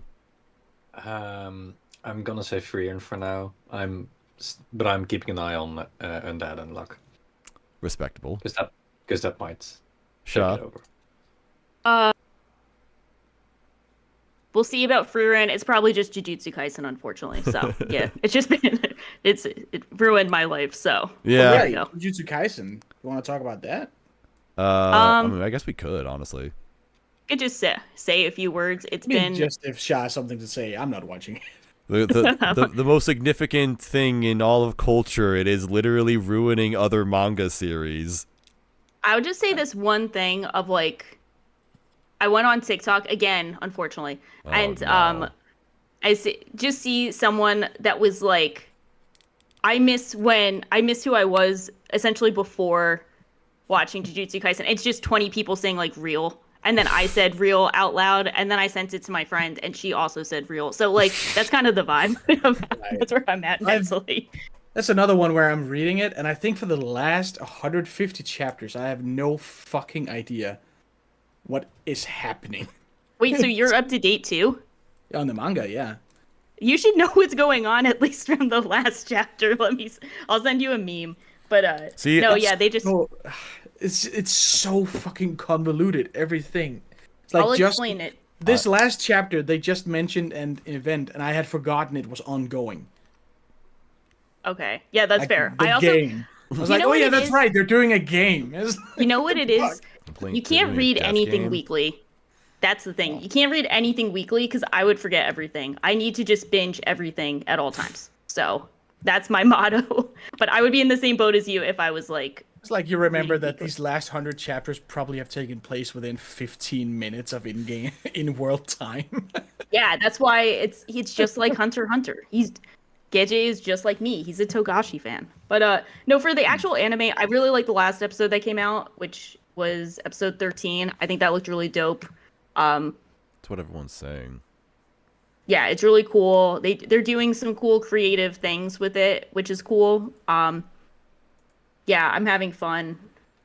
It's been pretty fun to watch. It's just I don't know. It's cool to see a creative adaptation because I went and binged the manga to kind of compare the two, and I feel like they're just really like elevating the source material a lot in a really cool way and just taking risks and doing crazy shit. I hate MAPPA as a studio because the management are demons and they suck ass, as we all know, and they're making people sign NDAs to not complain about how they suck ass, which is a new level of sucking ass. But the staff actually working at MAPPA are cool, and I feel bad for them. And the fact that they're able to do such cool stuff with such a terrible schedule is really awesome. So never gonna say like thank you MAPPA or anything, but just like look up all the staff names and learn them to be like thank you to this specific person and not anyone who's running MAPPA. I do know that the director of the current season, like they had a director change from between season 1 and 2. So season 2's director did Osama ranking, which I recently watched, and I was like kind of blown away by just how fantastic that whole show was. So it's nice to hear that he's killing it over there with Yeah, JJK. what's his name? Gosso? His full name is like Gosso something, but I've just been meaning it as Gosso. Gosso, the other show. Yeah, what's his full name? I've just been calling it Gosso Cinema as like a meme, but his full name is like Gosso something. It's embarrassing I don't remember this. Why is this not showing up? Okay, let me find it. Yeah, Can't say I'm gonna say everyone by name and then forget the name. what's Shoto Gosso Zono. Yeah. Based. Yep. And to address chat a little bit, Hypnosis Mike second season, yeah, that's also the greatest anime ever. Unfortunately, I still haven't seen the first season, all of it. I only saw one episode. It was the greatest thing I'd ever seen, but I didn't watch the rest of it. That's like an anime I need to just get drunk for and watch all of, because I know that's going to be so much fun. And also, Miggy Tadali was mentioned in chat, and that was on my plan to watch. It looked interesting. I've heard very mixed things about it. I just didn't have time to watch it, but I'll do that sometime later. There are a couple other things that I meant to watch, didn't have time to watch. I was busy watching other stuff. I hope my time was worth it, or whatever. I was busy watching, Dekoboko, like the Witch Hat anime, so had to do that. Which is your favorite? It's Kamiarabi. Okay, so is that one? I was losing track because you said. I was like, which one are the Moz shows? Yeah, there's always like 5 different Moz core anime. It's hard to keep track of. All right, I will peep that. We will be back. Yeah, we'll reconvene on this sometime later, hopefully. Anyway, that's going to do it for now because my brain and body are both breaking down, so I need to go do something about that. Thank you everybody for being on this podcast with me and talking about all these great anime with me. And like I said earlier, stick around on this channel because we've got a lot more stuff coming up very, very soon. I know generally getting out content has been difficult for us, but we've at least got a burst of it coming for the next month or so. So it's going to be really exciting. Anything else I should say? Anything else you guys want to say? Thanks, Panic. Thank you. Thank you. Thank you. And thanks, Whoops, for guesting once again. It's always nice having you on. No problem. Always ready to jump in. Yeah. All right. See you guys around, and take care of yourselves. Tutoru. Yeah. See ya.